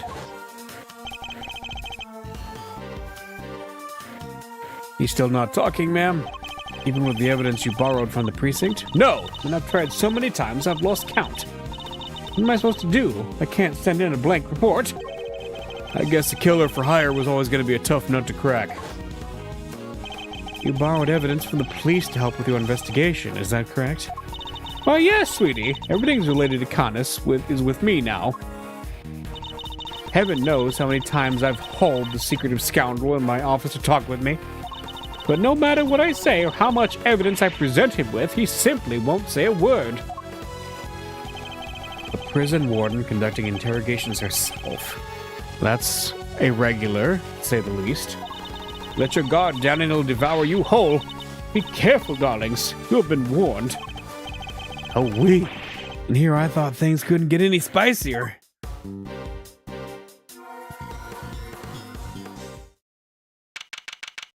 All right.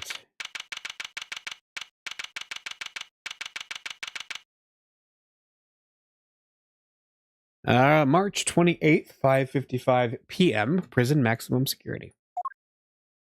And look who's here. Judge Gavel. I didn't expect to find you here. We have been conducting inquiries, which, given that we are in charge of the investigation, is hardly strange. What is strange is that you are still here, Mr. Edgeworth. I gave you a warning, did I not? I told you that your badge was at risk, should our paths cross again, and yet, here you are. I am sorry that you thought that I might be so easily discouraged, Your Honor. But I am not about to let the truth slip from my grasp, no matter what you or the committee might say. I am here to present a certain somewhat of evidence that you yourselves should have uncovered. You have more business with me, I take it, Mr. Edgeworth. I do. I promised I would be back to prove that you were the killer, and here I am. This should be amusing. Very well, whenever you are ready. Objection! Not so fast. We have some truths of our own to share. First-rate deductions, in fact. Indeed. We are now more certain than ever that Simeon Saint was the murderer, and that only he could have moved Mr. Knight from his holding cell to the prison proper. We shall prove this to you beyond a shadow of a doubt. But first, a question. Are you quite determined to continue on this course, Mr. Edgeworth? Should you fail to rebut our deductions, there will be no going back. Your very career hangs in the balance. What? You mean you'll take his badge if you don't like how this goes? That's intimidation! Not at all. If anything, I am showing him mercy. This is not Mr. Edgeworth's case. It never was. And I am under no obligation to hear him out. If he is prepared to accept the potential ramifications of his actions, I will allow him one last chance. Well, are you truly willing to take the risk? To put your beloved badge on the line? Mr. Edgeworth? Sir! I accept your terms. I am confident of my reasoning, and what's more, I am representing the firm of Edgeworth & Co. And I do not intend to besmirch its name. My duty will be done, and I will not be intimidated. Very well. Let us see whether you are brave or simply reckless. By the power vested in me by the almighty goddess of justice, let this judgment commence. Eustace, if you will allow me. Fine by me. He's all yours, Gavel. How Knight wound up in the prison proper. You are aware of the incident involving Mr. Knight the day before yesterday, I assume? He assaulted an innocent guard and stole his keys. Later, in the middle of moving a large animal cage, Mr. Saint stopped by Mr. Knight's cell for a little visit. That's when Mr. Knight stole out of his cell, using the keys he'd stolen. He slipped into the cage, and there he hid as he was wheeled to one of the prison workshops. It figures she was going to bring up Mr. Saint going to Knight's cell. Yesterday, after you so kindly made us aware of the security camera footage, we decided to take a look at it ourselves. Perhaps you would like to see what we found. This is a still from the footage we received. Mr. Saint speaking good night at his cell. Correct. You will also note that he has positioned the cage in such a way as to obscure the camera's view. It is this blind spot that Mr. Knight exploited in order to enter the cage undetected. A sound deduction based on what can be observed, wouldn't you say? A blind spot, which means that the camera wouldn't have been able to capture the moment Knight entered the cage, if he did at all. So it's still possible that he didn't actually leave his cell at this point. I don't get it. Why would Mr. Knight want to hide in the cage? There was really only one possibility. He intended to escape. A prison break? That's so cool. Mr. Carcerado, Mr. Knight, everybody's doing it. I have to step up my game. Okay, that was really not the time. Mr. Carcerado's escape is no laughing matter. It is my belief that Mr. Saint helped Mr. Knight with his escape attempt. That is to say, he was his accomplice. Wow, go Simeon. That wasn't a compliment. I understand that the cage was briefly taken to one of the workshops. I imagine that had things gone to plan, Mr. Knight would have remained in the cage until after the show, and then removed from the premises along with the rest of the circus's equipment. Unfortunately for Mr. Knight, Mr. Saint had other ideas. He killed his friend in cold blood. Judge Gavelle's argument seems reasonable, but there must be a fault in her logic somewhere, and I'm going to find it. And I think we're going to have our showdown with Gavelle next time, since it is kind of usually when we close things off for the night. So I'm going to save it, and next week we are going to confront Judge Gavelle on what her logic is about a motive-free version of this event so far. But maybe we'll get one. Maybe we'll find out why she thinks he did it. But anyway, we'll see you guys next week. See you then.